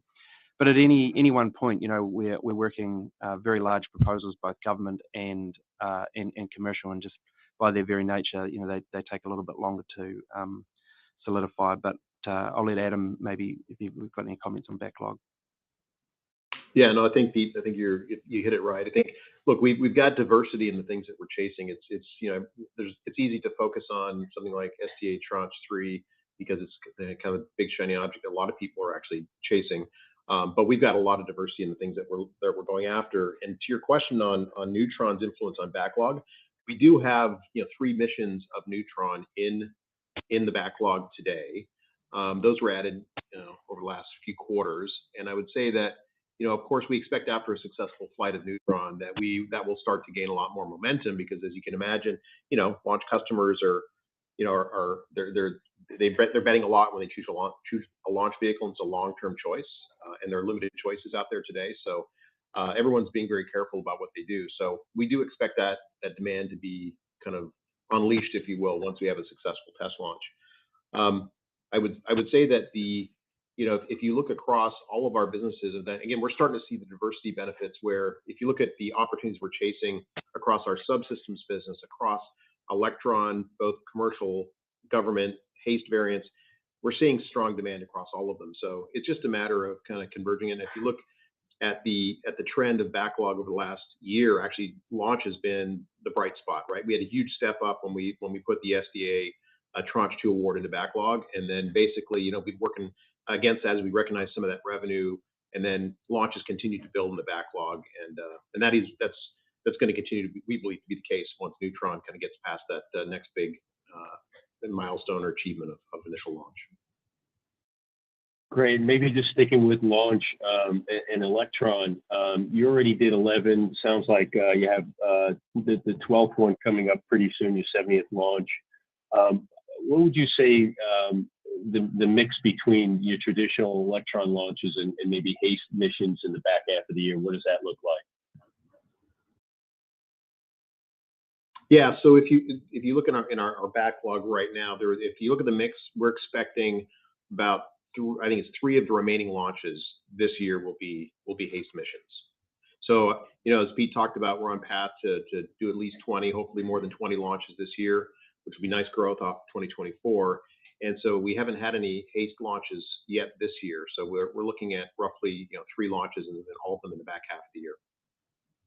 Great. Maybe just my final, it's on Neutron, and I'm just trying to sort of parse through some of the words that Peter had mentioned in terms of cadence.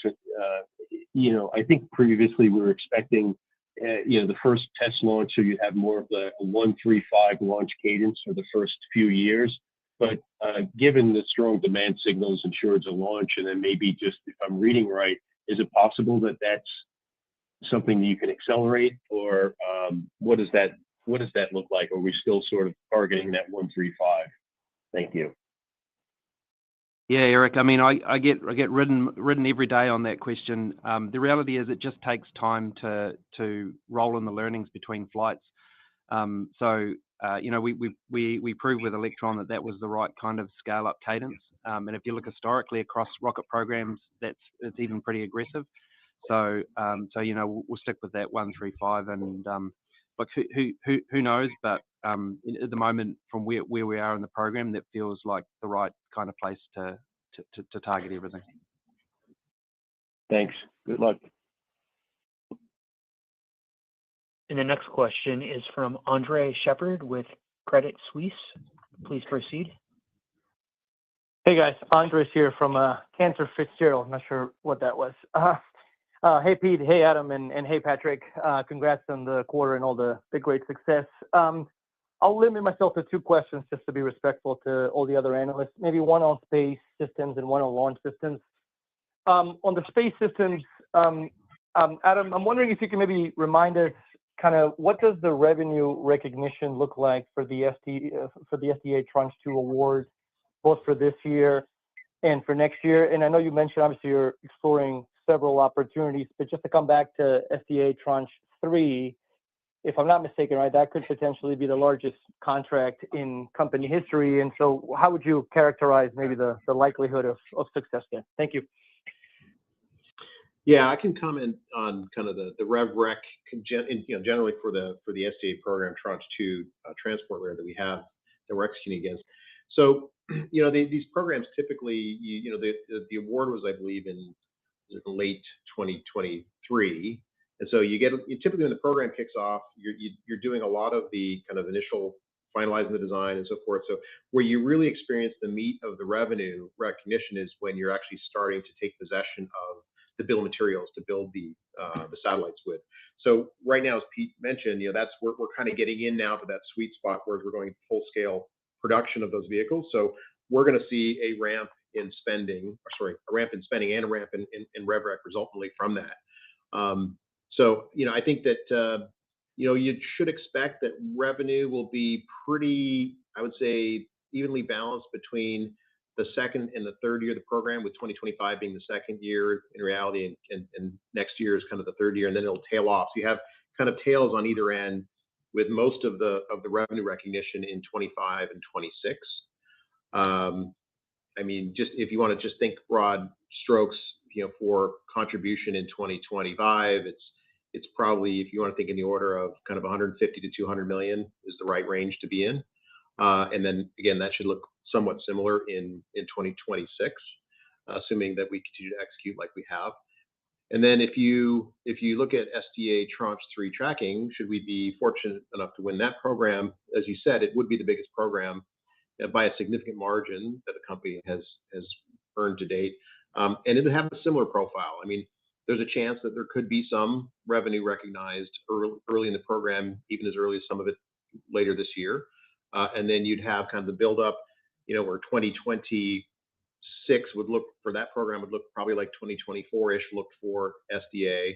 And then you'll have that again, probably 80% of the revenue being recognized within the middle 2 years of the 4-year program. So that's probably the best guidance I can give to you right now on that. Got it. That's super helpful. Thanks, Adam. And just maybe a quick follow-up, if I may, maybe one for Pete on the launch systems.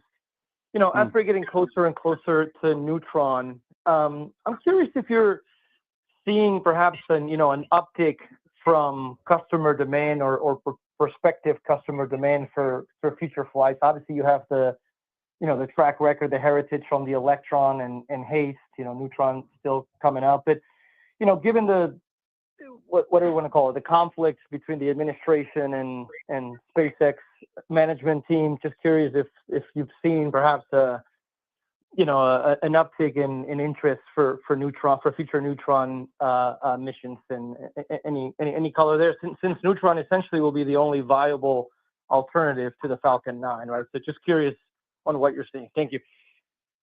Yeah, thanks, Andre. Well, I mean, look, I think it's the market does need a competitor to the Falcon 9. I think that was very clear, and that was presented to us both from our commercial customers and our government customers. So, there's a lot of anticipation and pent-up demand for that vehicle to come to market, and that continues to increase all the time, not just from sort of political events or geopolitical events, but also from just large programs being added, things like the Golden Dome. I mean, that is going to be one of the largest DoD programs in the country's history, and they're all spacecraft in space, and they all need to get there. So, and we're seeing growing demand and also I think it's fair to say realization that sorting out from the real players from the players that are less likely to be able to provide. Excellent. Thank you so much, both. Congrats again on the quarter. I'll pass it on. The next question is from Ron Epstein with Bank of America. Please proceed. Yeah. Hey, good afternoon, guys. So Pete, just maybe broadly, when we think about the first launch of Neutron, for you, I mean, just to kind of level set, what would a successful launch be? Yeah. Hey, Ron. Well, you're not going to hear some rubbish about just clearing the pad as a success. That is not. For us, a successful launch of Electron will be a success. Successfully getting to orbit and making sure the vehicle is ready to scale. I think you saw us come out of the gate with Electron, going to orbit, and then straight away, 3 missions after that, successfully delivering customers to orbit. So that will be the definitions of success. The bit that we'll be a little bit more flexible on is obviously the re-entry and soft landing of the first vehicle. There's a lot to learn there. We think we've got a good head start, but that's the bit that is always requires a bit of iteration. So, like I say, we'll declare success when we're in orbit. If we don't soft splash down on the first flight, I think there's a little bit of tolerance there for learning. But apart from that, Gotcha. yeah. Gotcha. Thank you for that. And then Adam, maybe what drove the strong Electron ASP in the quarter, and is that a reasonable way to think about Electron pricing going forward? Well, we've been there's a few things to drive that, but probably the most, I would say, dominant force would be the mix of HASTE in the manifest. So as we've talked about, the HASTE missions require very unique, I'd say mission assurance and other things. The vehicles are unique and so forth. So that makes sense that the ASP would be significantly higher, but it's really driven primarily by that. I'd say overall, if you look at, commercial HASTE, commercial Electrons, those have been trending up nicely as well. So we benefited from the fact that we've got customers coming back and they're doing bulk buys of Electrons and they're significantly higher ASPs than we've seen in the past. If you were to rewind the clock 2 or 3 years ago, we would get customers coming that wanted to buy bulk buys, but they were wanting a significant discount to do that. And so in order for us to build the manifest and be able to kind of continue to drive the market, we did that. And I think now we're in a position where we really don't have to accept any significant discounts, and we're getting bulk buys. And I think part of the strength as well is we're getting a lot of support, as Pete mentioned in his comments, from the international community. Sovereign countries are coming forward with strong demand, and I think that it's a testament to the fact that execution in this market is so difficult. A lot of people can talk about it, they can put spec sheets on web pages and whatever else, and payload user guides, but at the end of the day, we're the only one that has had 69 launches of a small dedicated launcher, and I think right now we're benefiting from all of that hard work and execution. And so we really don't have the distraction of people kind of doing some false pricing in the market to put pressure. I mean, now it's pretty clear that, execution is key, and you got to pay for execution. Gotcha. And then that's actually a nice segue into my last question. When we think about, the Monarch acquisition and Electron adding the European Space Agency, what do you see as, potential, is there a potential European national security opportunity for you guys in space? Yeah, Ron, I think if you look outside the US, what is the next biggest market in space? And it's Europe, and you'd be a fool not to be in there. So Monarch is a kind of stepping point in, and as you've seen obviously, as you point out, the European Space Agency contracts, we'll continue to expand into Europe, and we have a lot of unique capabilities that only reside with us. So we'll look to apply those. Got it. All right. Thank you.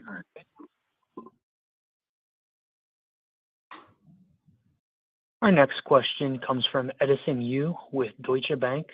Please proceed. Hey, good afternoon. Thank you for taking our questions. Wanted to ask, I think probably it's for Pete, your latest thoughts on orbital transfer vehicles, space tugs. I know there was a bit of a craze several years back in LEO that kind of flamed out a bit, but now it seems there's a lot of offerings coming to market, maybe trying to go farther away, bigger. And so is that an area of interest to you? I know you have the kick stage, but would you try to kind of tackle that more directly or more broadly going forward? Yeah, it's a good question. I've never really understood the business opportunity and the business case for those, because you start off with a relatively cheap rideshare and you end up with a really expensive delivery. So as you point out, they've had a couple of starts. So look, if it turns into being a real market, it's completely elementary for us to go after it. I mean, we operate a kick stage on the top of Electron essentially, and all the components to be able to do it, we have. So if it turns out to be a real market and a real opportunity, the time that it would take us to deliver a product to market would be extremely short. But at the moment, I just don't see it worth us investing in. Understood. And then on Electron, wanted to ask about the TAM, and in the context of, I have this big slide obviously on Golden Dome, hypersonics. Historically, I think the TAM maybe 30 plus launches. Do we think that the TAM now for Electron could be, much bigger than that, like 50, 60 launches going forward, or at some point in the future? Well, you're talking to a conservative engineer by nature, Edison. So it's hard for me to get too bullish. But if you just look at some of the programs like the Golden Dome, the amount of testing that's going to require, and the amount of suborbital kind of hypersonic missile simulants that you're going to need to deploy to be able to validate that system, there's a pretty significant number there that would be required. So in HASTE alone, I think we're expecting that to continue to grow. But year upon year, the TAM continues to grow, and the exciting thing is that Electron is helping to create and open up that TAM. We see a lot of satellites these days that are made specifically to just fit on Electron, envelope its environment, and it's enabling a lot of stuff. So I think we continue to see the TAM expand, and I think I don't see any sign of that decreasing in the future. Great. If I could just sneak one housekeeping one on Geos. Any color on how much revenue that could potentially bring in after it closes, and what kind of growth profile or backlog that has going forward? Thanks. Yeah, I'll take that one. Look, guys, we can't really say too much about it. It's still a pending acquisition. As Pete mentioned, we got through the antitrust review, which is great. I think close should be imminent, but we'll hold back any comments on color in that business until we actually own it, if you don't mind. Totally understood. Thank you. The next question is from Jeff Van Rhee with Craig-Hallum. Please proceed. Great. Thanks for taking the questions. I guess, Peter, on space systems, when you kind of flesh it out in your mind what you envision space systems ultimately being, what % of the way to your vision are we in terms of the capabilities that segment currently has? Yeah, Jeff, great question. So the toolbox is looking pretty full, actually. So from purely like a nuts and bolts component level the Mynaric optical terminals are an important one, and the vast majority of stuff is kind of come into focus. We'll see us spend a lot more time now on payloads, and GEOS was the first kind of beginning to that, and that really shifts you from being able to provide just a satellite bus to be able to provide a complete thing. So the nuts and bolts, I'd say we're largely done. There'll still be little add-ons we'll want to do, but our focus will be on payloads and really rounding out the system. Yep. Helpful. And Adam, on the margins as it relates to space systems, just correct me if I'm wrong. I think 40% was the target there. You've made some really good progress. Is 40 still the right number, and any sense of a timeline or sense of scope that it might take to get to that 40%? Yeah, there's a pretty wide mix, I would say, of margin profiles within our space systems business. If you think about the margins on putting together a full turnkey, platform solution, they tend to be lower. If you think about those margins, kind of, if you want to think about a ranges in the 20s to 30s, but they have good scale with them because of the size of the contracts that are involved. And actually, those are much better margins than most other people would expect to achieve, and that's because we're so vertically integrated. Now, when you look at the subsystems, we also have a very wide range there. We have some products where the margins are in the 20s, but we have some where margins are well north of 60 points. So if you look at blended average, for, I would say, the overall space systems between the weighting, and right now it's kind of split evenly between subsystems and platforms. And as we start to mix in applications, it'll get even, it'll get different in a good way. You should think about 40%. We're not that far actually from that target. So I think our target was probably set a little bit on the modest side. So, but if you think of 40 to 45 points, kind of as the real target for margins, I think that's probably a pretty good place to be. And that can be pretty good, as far as contribution to the bottom line, because there's not a lot of R&D that goes into those businesses, right? A lot of it's customer funded R&D. So when you look at the contribution margin, it's very, very healthy. So again, I think that, we set the bar. We like to kind of set expectations low and kind of over deliver to those. And I think that we're on the path to do the same thing with our space systems business when it comes to margins. Yep, very helpful. Maybe last for me on Peter, you mentioned production, and I missed a little bit of it, but on Neutron, obviously you're spending a lot of time building, scale manufacturing capabilities.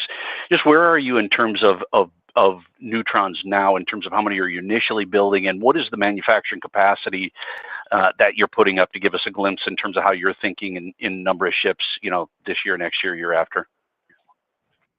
Yeah, sure. So, some areas are at a high production rate, like, engines, we're pushing for 11, one engine every 11 days. And it's kind of, because it's a reusable launch vehicle program, the whole production cycle is literally turned upside down. So we need the most number of vehicles in production at the start of the program, rather than ramping and scaling as you go along. So, as we talked about, there's multiple vehicles that we're building even now, and a stage one can be reused 10, 20 times. So you're not actually, every year you're not building that many stage ones. So the most amount of stage ones we'll ever build is probably year 2 or 3. Of course, the stage 2 is expendable, but that's been highly refined for a very very quick production and low cost rate. So yeah, I mean, as I said before, sort of 3 stage ones is next year is the right way to think about it. 3 stage ones, got it. Okay, thanks so much. Our next question is from Andre Madrid with BTIG. Please proceed. Hey, this is Ned Morgan on for Andre today. Thank you for taking the question. I was just wondering, I've seen a lot of partnerships lately in support of Golden Dome, and I was just wondering if you guys are looking at doing something similar as opposed to doing any M&A. Yeah, it's a good question, Ned. The reality is that we are very, very vertically integrated, and there's still obviously pieces of technology that we partner with, as we've shown on the SDA program. But I guess there's probably slightly less of a need for us to, given our vertical integration and just the breadth of stuff that we've got. We don't need to partner with that many people to deliver a solution. Okay, makes sense. And then maybe one more for me. Regarding Tranche 3, how different would the upside look if you guys are selected as a prime versus a sub through, for example, Geost? How do you mean the upside, Ned? What do you mean by that? If you guys are selected as a prime, I would imagine revenue contribution would be significantly more than as a sub through Geost prior bid. So I was just wondering how things would look if they went there. I can take that one. Yeah, I can take that, Pete. Yeah. Basically, if you look at the value of the subsystem that Geost provides, you can think of that as being kind of somewhere around 30% of the total platform value is in the payload. So obviously, it's a much bigger opportunity as the prime than it's just as the sub for a subsystem. Now there is the opportunity where you could have a Goldilocks situation where you're selected as the prime, but also Geost was bidding with other primes as well for that opportunity. So there's a range of outcomes there, but yeah, certainly our goal here is to be selected as a prime. Got it. Thank you very much.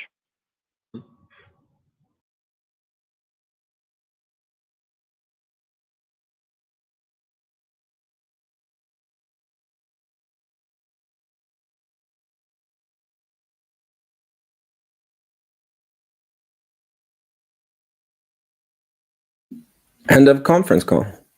They're waiting for you, Matt. I guess so. The next question will come from Christine Liwag of Morgan Stanley. Please go ahead. To the operator. Hey, good evening, everyone. Peter, you've been very clear about your disciplined approach to pricing regarding Neutron. And considering the tightness of supply of launch, I'm a little surprised that you still haven't built out a sizable backlog for the program. Can you provide more color on how advanced your discussions are with incremental customers for Neutron, what they're waiting for to commit to an order, and how to think about the competitive landscape, especially as you've got a competitor rocket coming into market that's fairly well capitalized too? Yeah, hey, Christine. Well, I mean, you can split this into both into commercial and government. I mean, we were onboarded onto the NSSL program, which obviously is a extremely large opportunities, 5.6 billion, if I remember. And then on the commercial side, we've talked about this before, where they want to see a rocket that works before they commit, because a lot of people have been burnt signing on vehicles that either delayed or even in some cases never turned up. And we've always talked about it as well, is we want to make sure that when we sign one of these customers that consume a large amount of our manifest, that they actually turn up on time and all the rest of it. So we maintain that discipline going through. It does nobody any good to fill up a whole bunch of manifests with a bunch of launches that or a bunch of payloads that don't turn up in time, and you're kind of left holding the bag. So the most important thing, I think, for everybody is we get to the pad and we start launching, and then we'll make the decision who are the best customers and most reliable customers for us, and the customers will make the same decision back. And on competition, I think I'm not sure I quite view that the same way. Thanks, Peter. And Adam, as a follow-up, you mentioned expectations for elevated cash consumption beyond Neutron's first flight as you scale up. How should we think about the capital intensity following this initial launch? And should we still expect 2026 to be a positive free cash flow year?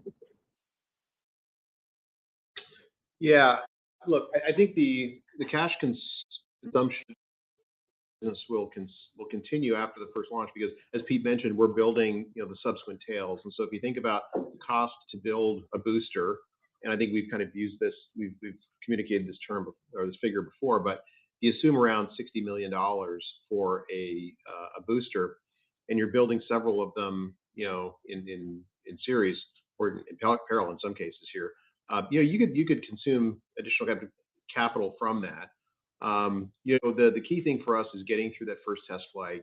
We've gotten to the point where we've gotten the infrastructure largely in place. We do have some incremental scaling investments that need to be made, such as this return on investment barge that we've talked about. So yeah, I mean, I think the business could continue to consume money through 2026.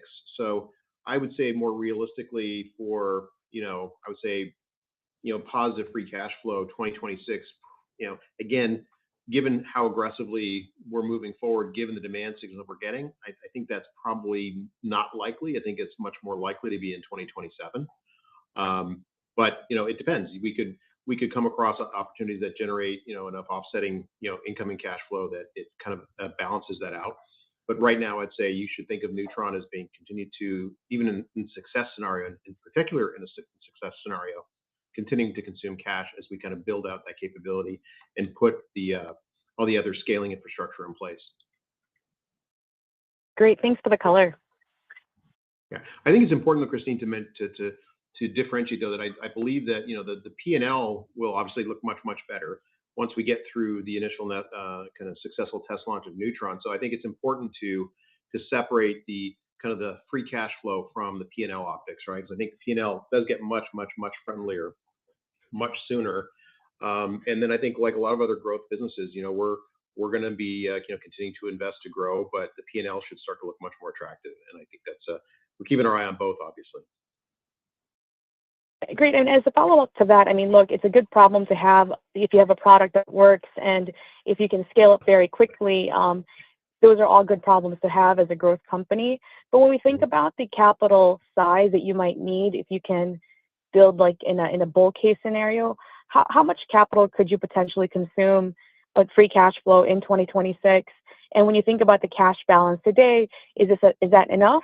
Or would you need to raise capital to meet the demand should you be really successful and have that bull case scenario play out? Yeah, look, I think we have sufficient capital to scale Neutron. So really, if you look at when we're raising additional capital, it's really not for Neutron. It's really all about doing things like the Monarch and Geos and other things that we have in our funnel. Yes, we could put a lot of money to work to kind of respond to the demand signal as it evolves for Neutron that could continue to demand cash. But I don't see it outstripping kind of even what we have today.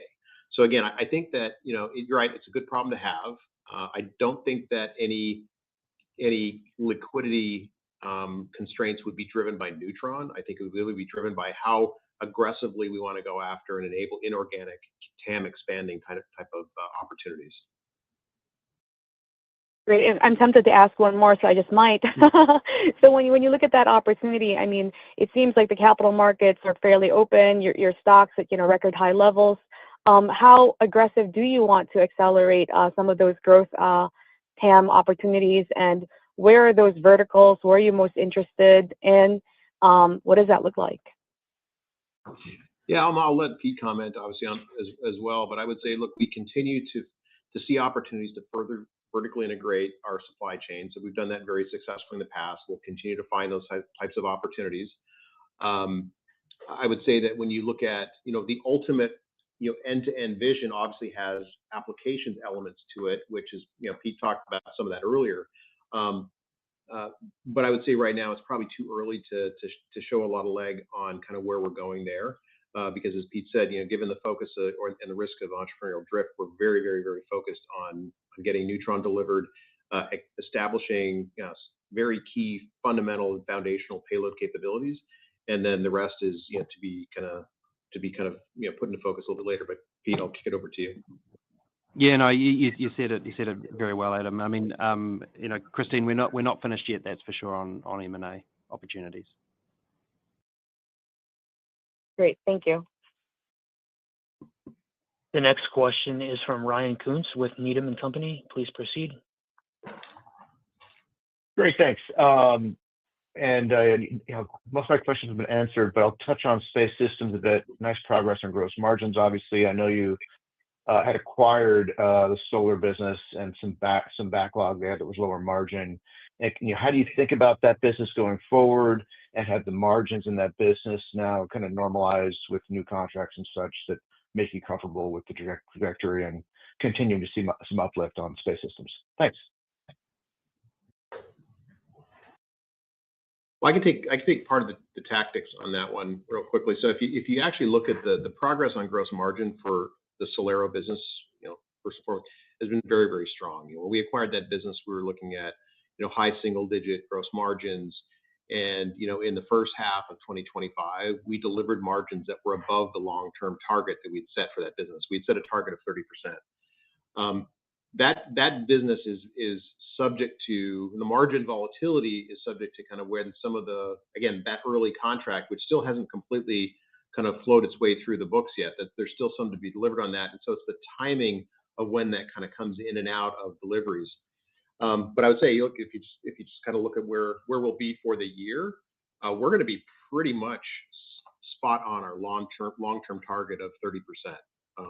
And I think longer term, there's upside to that. And I think more importantly, that acquisition has really kind of fulfilled its strategic import of, kind of really taking control of a very critical and tricky component in the supply chain for being a long-term kind of system provider and owner.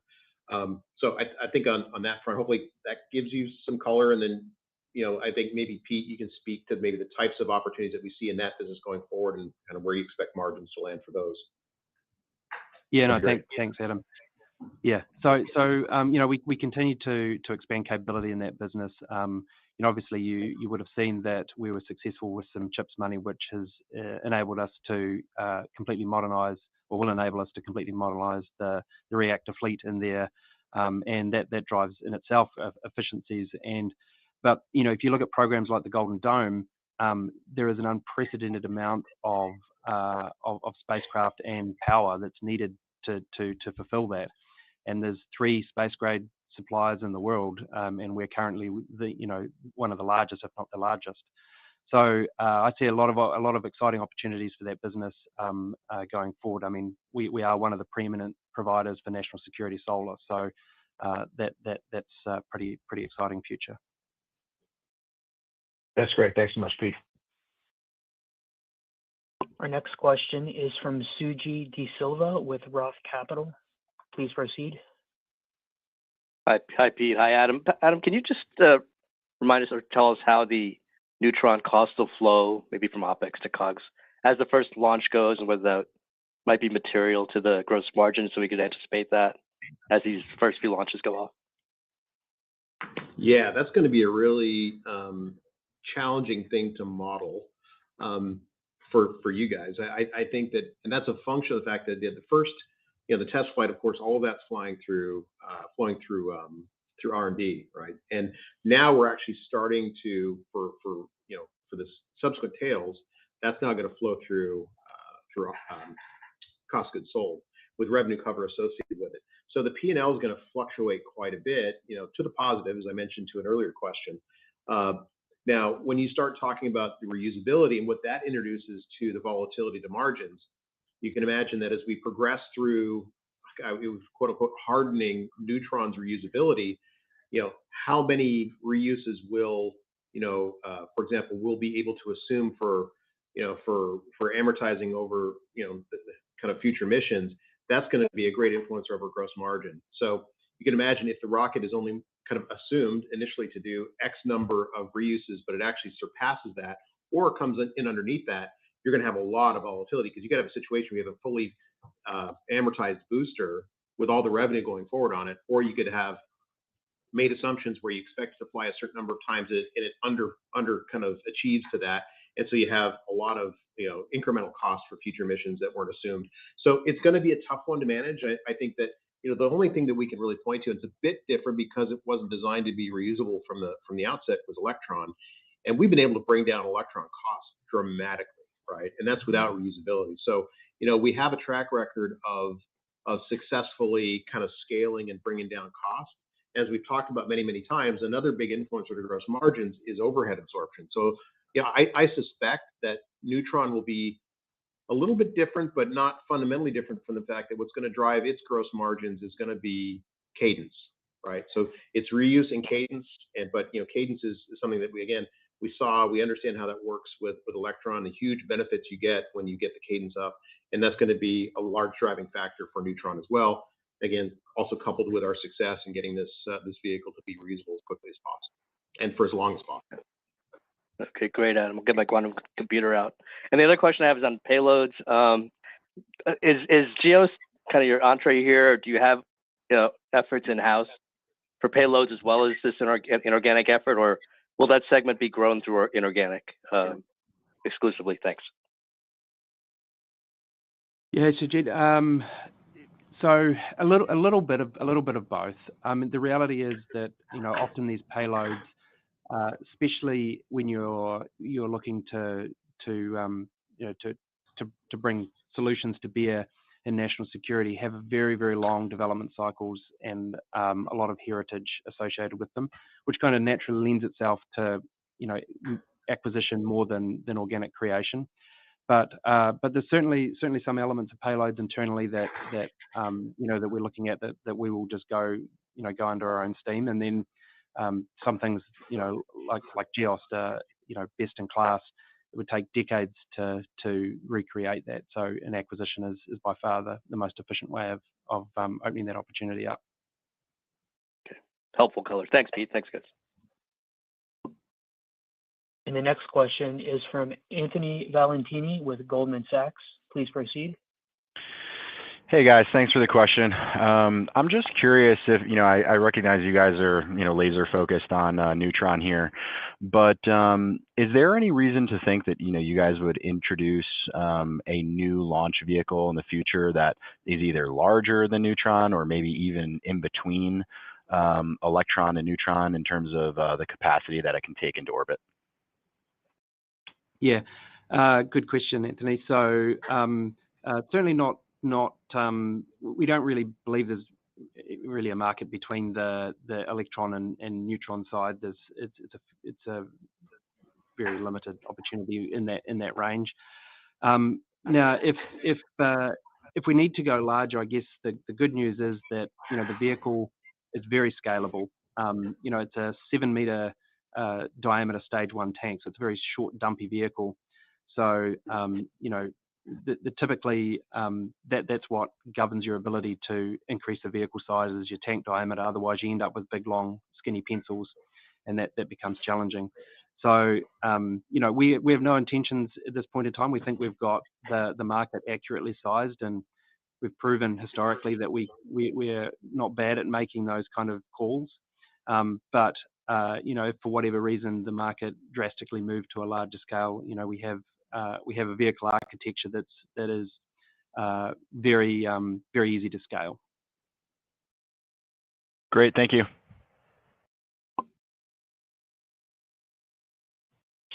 And at this time, we are showing no further questioners in the queue, and this does conclude our question and answer session. I would now like to turn the conference back over to Peter Beck for any closing remarks. Yeah, thanks very much, operator. So before we close out today, should be some slide here of our upcoming events and conferences that the team will be attending.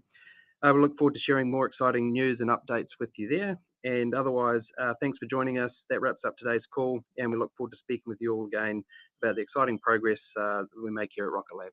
Thanks very much. Thank you for attending today's presentation. You may now disconnect your lines and have a pleasant day. What did you guys think? I was pretty surprised by the last question that gentleman asked about. I mean, I'd heard it before, but I'm now starting to think about it as I know that Archimedes isn't necessarily at full capacity in terms of how much it's being used. So I guess my question is when they say stretched, do they mean that they would just create kind of a custom stage 1, potentially custom stage 2, that they would be able to potentially use, and then just use an Archimedes engine and just ramp up the amount of thrust? Because last I checked, the thrust that they use is not the full capacity thrust, right? It's kind of So I don't know. 20% or something. Yeah. Yeah, something like that. That was very interesting. I mean, the analysts, they actually had good questions this time around. I was very surprised. Better than in the past. Better than in the Yeah, past. yeah, for yeah. sure. They were tracking. Maybe they've been watching some Rocket Lab Weekly or something. Interesting to hear, because one of the things, the catalyst that I've always been wondering is, so, and I'm glad that Adam differentiated it, because maybe some of the more beginner investors might have heard like Adam saying, oh, like the break even point for cash flow is in 27, and so people might have interpreted that as profitability. So profitability is still on track for 26, right? And so that's when we should see positive EBITDA, but and probably I don't know if they're tracking for EBITDA positive as kind of profitability, or if they're tracking for like net income from a GAAP perspective. But we'll cross that line. I'm okay with either personally. I don't think they're going to be too far from each other. But the thing that I think a lot of people need to recognize is like the cash flow to me is more important, because if you're actually able to be free cash flow positive, that means you don't have to necessarily go, unless it's a massive investment, you don't necessarily have to go to market to get debt or anything like that. You're actually going to be able to add cash to the balance sheet, which is obviously the goal, right? So yeah, but here I think that the P&L, because I understand what he meant, is that if you're producing 3 or 4 neutrons at the same time, like you have that cost up front, but in your bookkeeping you only count that, because you only recognize the revenue with the launch, you also only recognize the cost with the launch. So like in your bookkeeping, like that will be I know the Swedish word, but I don't know the English word. Like it will be separated from like your present performance, because you have this bookkeeping principle that you need to match the costs and the income with the time when they occur, so you could have what did he say, 16 million to produce a stage 1, which was very interesting that he gave out that number. And if you're producing 3 of them, that's like a 48 million cost that you're going to incur, that is not going to be on your P&L, because it's going to be basically investment in future. So it's going to hurt the cash flow, but not your P&L.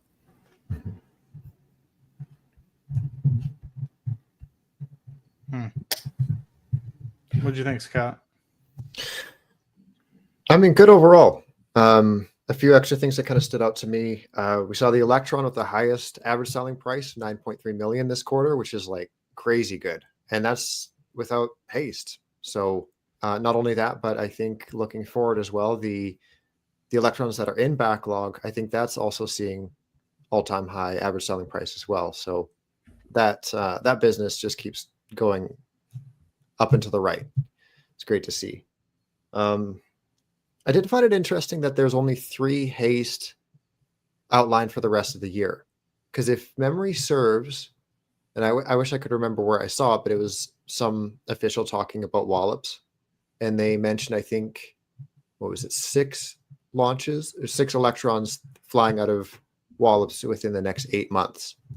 And so I kind of looked at that and I was like, okay, we got this haste, this haste, this haste, and kind of went down the list. And I was like, okay, that more or less checks out. But with I guess like 2 or 3 of those removed from the year, it kind of leads me to wonder what exactly is launching. Like maybe it's Hawkeye, and I think they've launched out of Virginia in the past. So maybe when was that stated though? Was that stated recently, or was that earlier in the year? Like just this past week, I think it was very recently. Because if it's in the next 8 months, then it could bleed into the first quarter of next year as well. Exactly. Yeah. No, I think they are bringing in. Oh, which one was that? That's Q1.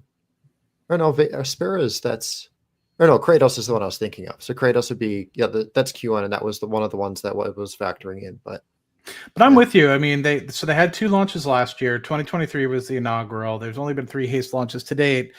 And so to hear 3 launches for the remainder of the year, I mean, you go 1, 2, 3, right? And we're now kind of 2 years into the program. I would kind of hope. So my hope is maybe I'm being pessimistic. I guess if you think about it, the first haste was in the middle of the year in 2023. So maybe I'm being too aggressive here. And you're right. Maybe the third year we'll start to see that ramp up. I'm just kind of curious. You see all these contracts being signed for haste, right? Kratos and everything else. So it's like, where are the launches? And so fingers crossed that I've always anticipated it was going to be the second half of this year. Looks like we're going to get 3. So fingers crossed that we end up starting to ramp up in 2026 for haste. And I'm wondering, like, they did mention a launch in 1 week. I wonder if that is that haste that's been trying to go off for like over a month now. Because then past that, it's like, is that like 2 Lidos past Jake, and that's the 3 haste for the year? Must be, right? I don't know. Overall, it's an interesting call though. Like, not a ton of like big hitting announcements or anything, but still trending in the right direction for sure. Yeah, and not to toot my own horn, but what did you guys think about the Neutron commentary, like about the launch this year? Because I kind of felt like we are psychologically being prepared for a Neutron delay. Vince. Why get yourself in trouble? I need to send you like a private, like, please take this up. I'm not allowed to take this question up. But that's how I felt. That's how I felt. No, I think they're just covering their bases. Yeah. Or just covering their bases. Like, I don't know. I'm not too worried about it, but we'll see. We'll see. Okay, I mean, how like, are you more confident or less confident that we are launching in 2025 after this call? I'm probably about the same, because I'm like kind of heavily leaning towards like November, December as a launch, like I was before the call, and I still kind of hold true to that, just because like Neutron is still making its way there. And I'm not sure how soon that's supposed to be. Like the dredging and stuff was all supposed to take place, I think September. Maybe that's why they're bringing all the investors in, just so we can grab some shovels and help them out. But he did say that the dredging was not for the inaugural launch. I think he said that it was for scaling of production or something like that. Oh, I thought that was to bring in like the initial parts, because they weren't able to get them shipped in elsewhere or something. No. He said on the call, the comments can correct me if I'm wrong, but I think he said it, that everything is under control and the dredging is for scaling later. Oh, I must have missed that. Okay, cool. Well, that's good news then. I must say I'm less confident that we are launching this year, because he said that there are certain risk factors that have not been cleared, and for us to launch this year, everything has to go well. And when does everything go well in a rocket program? I mean, I how do you call it? Like, I still think we can launch this year, but I feel that they laid it open that we might just go over into 2026, which again, it's not a deal breaker for me. And I much rather that they, as you said, the successful launch is not that we clear the tower, not that we don't fly sideways. It's like we need to reach orbit on this first launch. Yeah, I mean, I just, even if it is, I mean, the fact that they're moving as fast as they can, and to me, I think they're taking their step, and I think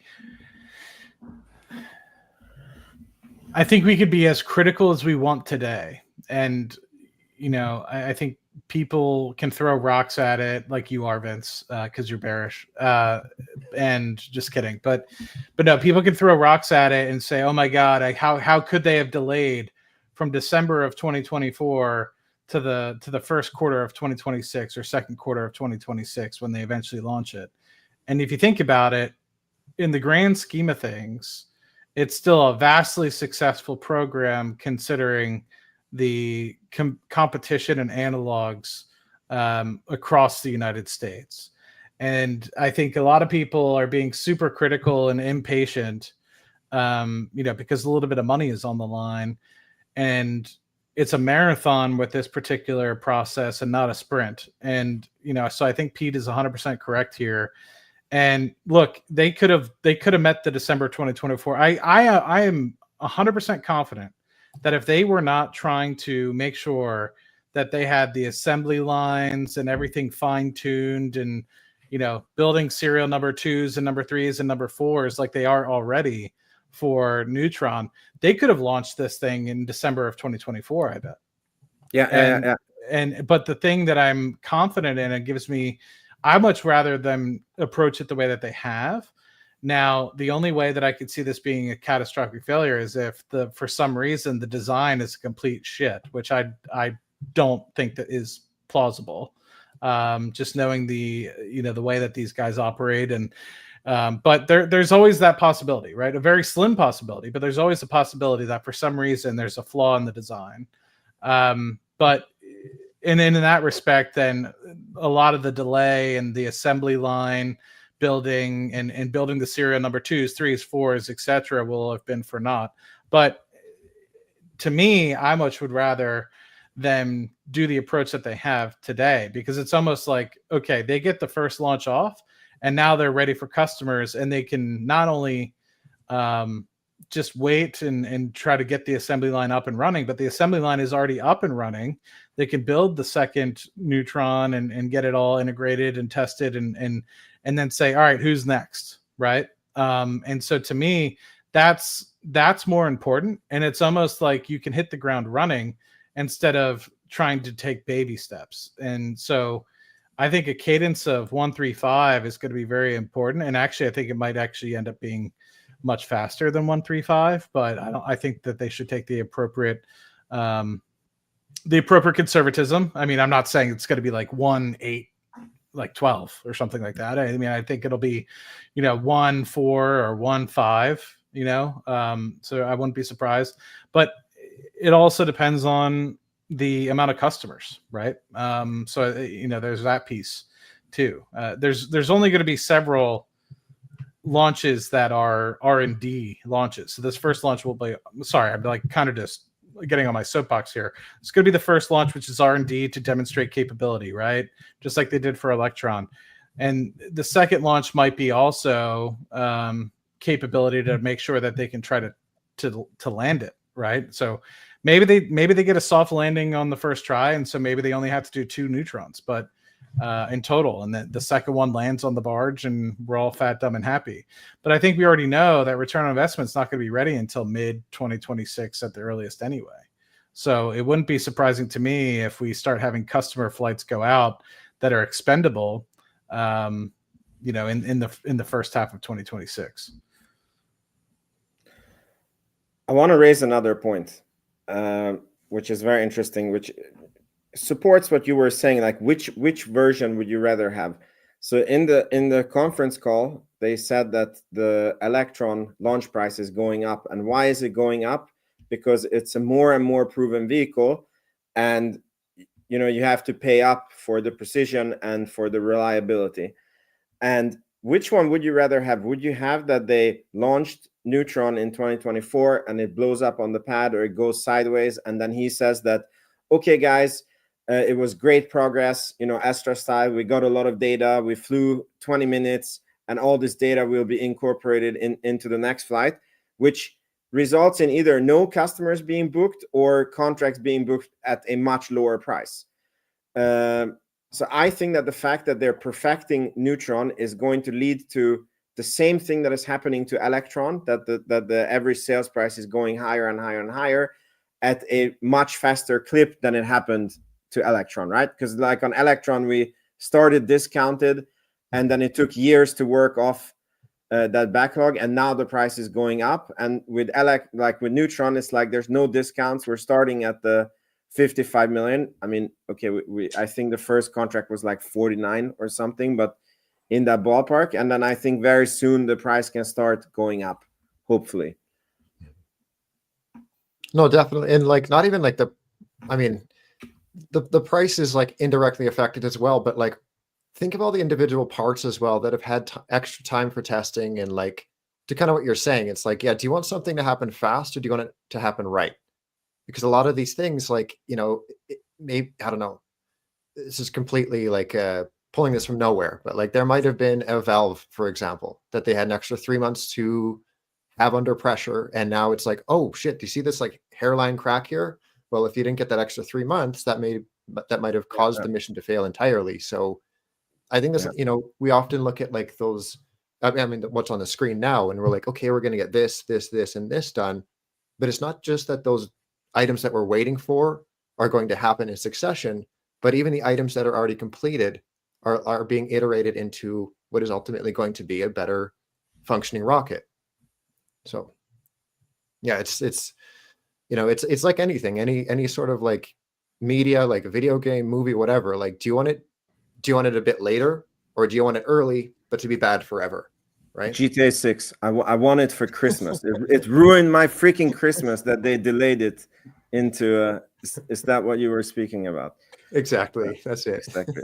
Okay. But I think, how do I say that? I mean, I think we're still being, no offense, Vince, you're still being too bearish to an extent, because, and I'm trying to play devil's advocate here. I could see a case like you're saying where it does get delayed to 2026. There's a hiccup, and there ends up being an additional 3 months because of something. And it could be regulatory, right? And it could be not at all Rocket Lab's fault. It could just be straight up regulatory. And that happens all the time. But we already know, like, take you, for example, the one in the upper right-hand corner, engine qualification. They're doing 50 tests a week, 3 to 4 a day. We just saw a 152-second hot fire test, and it went off beautifully. So it's like, that qualification piece is like, okay, maybe they haven't hit the green button yet, but it doesn't mean that they aren't making great progress and it's not very close to being completed. So I think when we see these blues, we should recognize that it's probably closer or potentially closer than we think to being done. And it wouldn't surprise me if in the next few weeks we start seeing more and more of these things ticked off. And heck, maybe there's going to be more information that comes to light over literally the next, I guess, 3 weeks, right? I mean, they're going to do that inaugural LC3 ribbon cutting, it sounds like, at the 28th. And maybe they end up having the stage 2 there, right? And I don't know. I really don't. But it'll be interesting. Some lucky retail investors maybe see that one. Yeah. I mean, I think you misunderstand me. I'm not saying that they're behind. I'm more saying, because you're right. I know, you're playing devil's advocate. I get it. Like when you're looking at this, they're really freaking close. And I think that they are, like, they're not quickying it. Like, they're really taking their time to make sure everything is just right. And that takes its time. Because like, logically, if you're looking at this table, like, the only thing that they have not started doing that is the static fire, when they clamp down the rocket and then the whole stage 1 is together. The wet dress rehearsal, which is basically usually 1 week before the flight, and then the actual flight. I mean, it's like, that's the only things that they have not started yet, right? And then, so for me, the only reason why if it would not fly is that their Rocket Lab way of doing it to make sure that everything is just right, and I'm completely fine with it. I basically don't, like, I let Sir Peter Beck be Sir Peter Beck. Stupid question. Maybe Scott, you're smarter than I am about those things. Stage 1 static fire, does that have to happen on the pad? Yeah, no, because it did for Starship. Yeah. Like, it has to happen, yes. I'm not sure if they'll have like a separate location. I think I assume it'll just be all, well, it must be all on the same pad, right? I would guess, because you need to clamp down the rocket on a pad, and I don't think they have an abundance of pads in Virginia where they can. Kind of it's like, where else would you? It must be more. Yeah. That's gonna be so cool. The fact that we potentially see it in the next 6 months. Yeah, like a static fire. Let's hope we even see just the static standing fire up is going to be just unreal. Okay, and what did you guys think about when one analyst asked, like, okay, what do you think about the 40% margin? And then Adam Spice was like, yeah, like, we're gonna get there, but it's more like in the high 30s now. Yeah, I mean, Yeah. And I think we might see a hit over the next 2 years, probably, like as things scale up, the Neutron in particular. But I mean, like, as long as Neutron's hitting even a 30% margin, like you have Electron already at, like, what was Electron this quarter? I should know. I just put something out. Yeah, already at 30.5% for launch services. That's probably only going to go up and to the right. And then if Neutron would be kind of dragging in, and keep in mind, this is all GAAP. So if you're looking at non-GAAP, it's going to be even better. But I mean, space systems, you're already at, like, what, 40%? But once you start getting that data layer in there as well, like, what does that even look like? Like, that's definitely what, 60% margin, but could be much higher, could be up to 80% margins for something like software related. So yeah, I mean, they're heading there, that's for sure. Okay, so I see a lot of comments that people are saying that the stock is dropping. I don't think it's that bad, but why do you guys think that is? It's going to zero, guys. $43. You should sell it all. My guess is it's probably folks that are like just swing trading earnings, and why is the stock dropping? For us, hey. Oh my God. No, I'd imagine there's some people trying to, like, swing trade the Mars orbiter or something like that, like some big announcement. But yeah, 800% in a year. That's nuts. Guys, why is the stock dropping? I need Lambo today, not tomorrow, not next week. Dude, 800%, that's like private island territory, not Lambo. I know. Why do you think I've been looking at the islands? Some islands are cheap. The undeveloped islands in, like, the middle of remote locations are very cheap. You'd be surprised. But the nice islands near, like in New York and stuff, the near infrastructure. Hey man, $2. I'm actually kind of upset. I was kind of hoping for, like, a bad reaction. Like, damn. I would love to buy some in the 30s. Yeah. I hate saying that because I know some people are like, I can't believe Matt would say that. I'm going to lose money. And it's like, dude, like, I'm looking at this from, I'm going to be holding this stock potentially forever, getting dividends, buybacks from this stock, 10, 15 years down the road. And I think a lot of people, and I said this in my chat group, like, somebody said something and it pissed me off earlier. So I'm going to get on my soapbox again. But, like, they were like, oh, blah, blah, blah. And I was just like, people are acting like earnings reports are the Super Bowl. It's like, it's a check-in to make sure that management and everything is kind of ticking along, right? And yes, with these earnings calls, you can find out, like Redwire did yesterday, and maybe I'm speaking out of turn because I didn't have the opportunity, but from what I'm hearing, like, it didn't go so well, right? And so obviously, people are leaving in droves because the integration of the merger obviously isn't as expected or something along those lines. So in that respect, it's like, to me, I think some people are looking at this and they're too busy trying to get rich, and it's hampering their opportunity to get wealthy. And I think a lot of people need to listen to that statement again, because I see people being like, oh my God, this is a once in a lifetime generational opportunity. And then in the same breath, they're going to be like, oh my God, I hit $50. I'm going to sell. And it's like, if you honestly think that, you're selling at a $25 billion market cap, where do you think that the market cap will end up? Right. And I'm not saying if you need the money, don't sell and stuff like that. It's your personal investment and everything of the like. But I hate hearing these people that think that they're smarter than they really are and saying like, oh, I'm going to sell at 50 so I could buy back at. It's like, I know people that sold today, people that mentioned to me that they sold today so they could hopefully buy back at a lower price. And it's like, well, I'm glad you took the capital gains taxes, because I'm sure you're not going to offset that by the 3% lower price that you're going to be able to buy it at now. It's like, so now you just took a 15-25% hit on capital gains taxes on a couple 100% gain. So now you're buying back at a lower price. In reality, you're net negative on that. So sometimes people are just making the wrong decisions, and I think that they think that they're being smarter than they really are. I know some. Oh, go ahead. I just want to say, I know someone who sold Palantir at 11 and said, I will buy back when it's below 10 again, or something like 13 or something. And yeah, look at how that one turned out.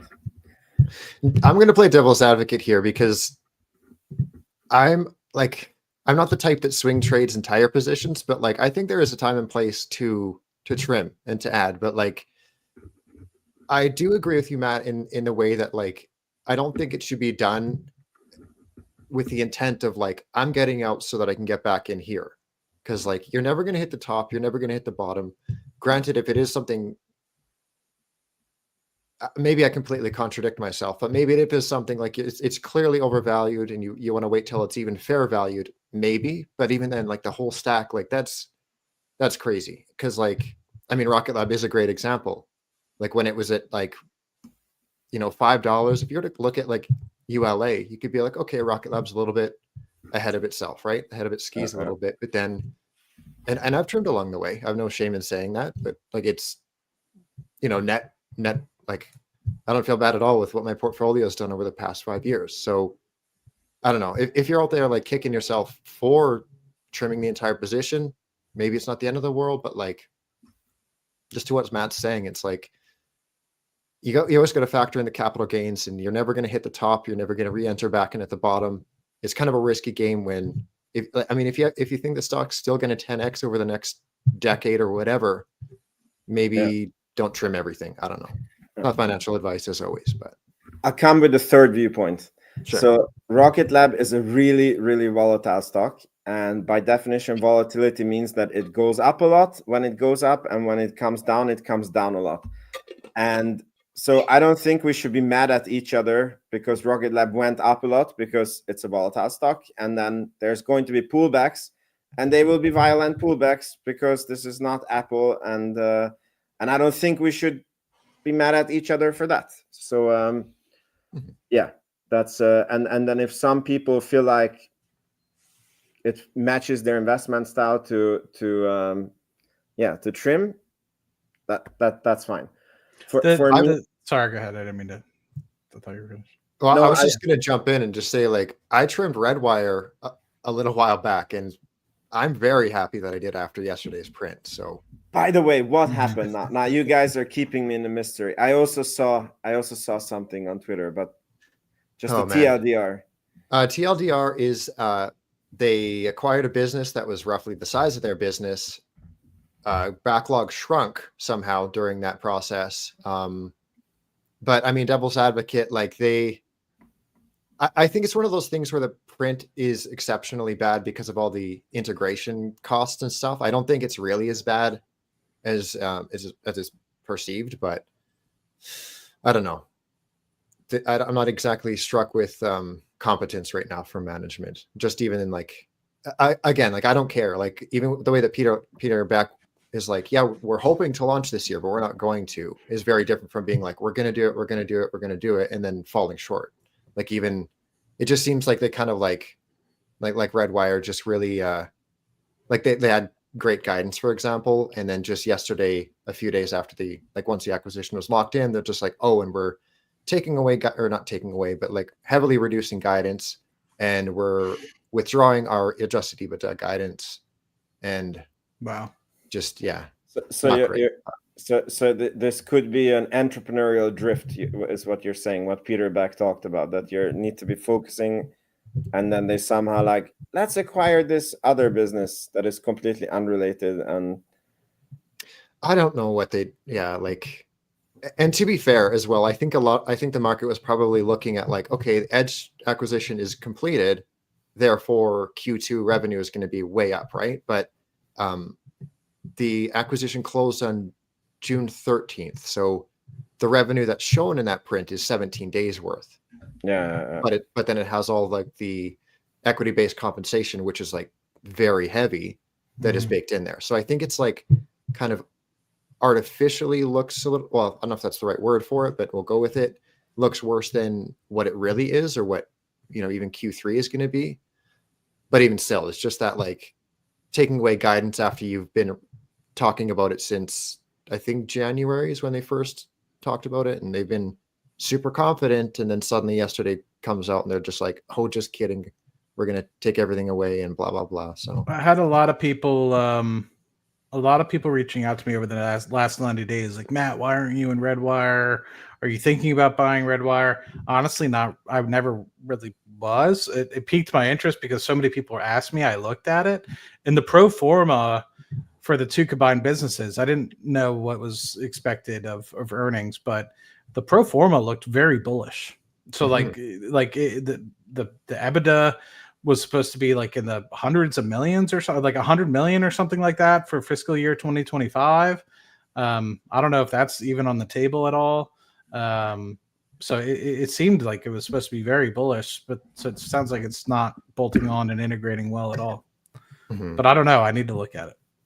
Yeah, definitely worth looking into, because like I said, I think it's like it looks a lot worse than it probably will be even 3 months from now. And I want to clarify, like, I'm not saying don't sell, right? And but my frustration is with the people, and I want to iterate this again. My frustration is with the people that are like, this is a once in a lifetime sort of company, generational type company, and then a week later they sell, and then it's just like, then they're wondering like and regretting like, oh, should I buy back in? Should I buy back? It's like, if you need the money and you made a decision and it's too large of your portfolio, you're diversifying, you meet your objective, let's say, like you got to your $2 million goal and you're like, this is my setup for life. I'm going to dividends. Like I can live off this for the rest of my life. I'm getting out of single stocks, ETFs only for me. I hear you. Like I get that. And it's all personal, like I've heard people buying new cars, being able to retire early, being able to buy, pay for weddings. Like I've heard it all, with respect to Palantir and Rocket Lab. And so I'm excited when people take profits, but to have that same breadth of being like, oh my God, like this is a generation I'm never selling. And then a week later. So it's like, I feel people need to like,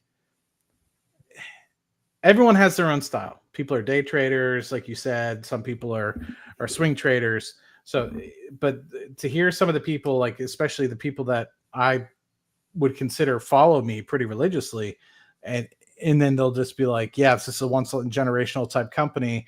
Yes, the TAM for space is massive. Sell, and then like question whether or not they should be like buying back in. Like it's kind of mind boggling to me. And like I said, like if you're going to use that money for something else, diversify into a different business, different sector, etc., I get that. I understand. But to out of one side of your mouth a week ago, say X, and it's like, and I always go back to this. I have another friend who's not at all under Rocket Lab, and he hates, I don't know why, he just refuses to look at it, and that's fine. Some people just don't like the company or the sector, and I get it. But they just love playing with the soap. Like, and eventually like the soap will just like disappear in their hands because they play with their portfolio so much. And I try to tell people that analogy all the time. It's just like literally every month they're move their entire portfolio into something completely different. And it's like so much efficiency is lost when you do that. Like you introduce so, and like you said, like introduce so much in like, anyway.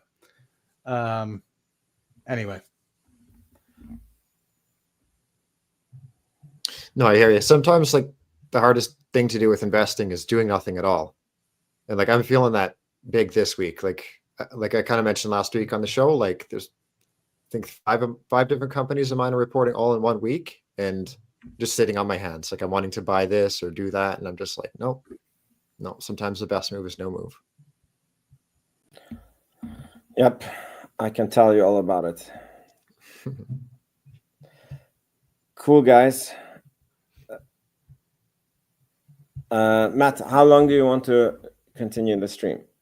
I have nothing. I mean, if you guys are concluded, I don't mind calling it here. I'm just trying to think if there's anything else. I'm kind of excited. There's some things we have in the pipeline. Once again, a plug for our Rocket Lab Weekly.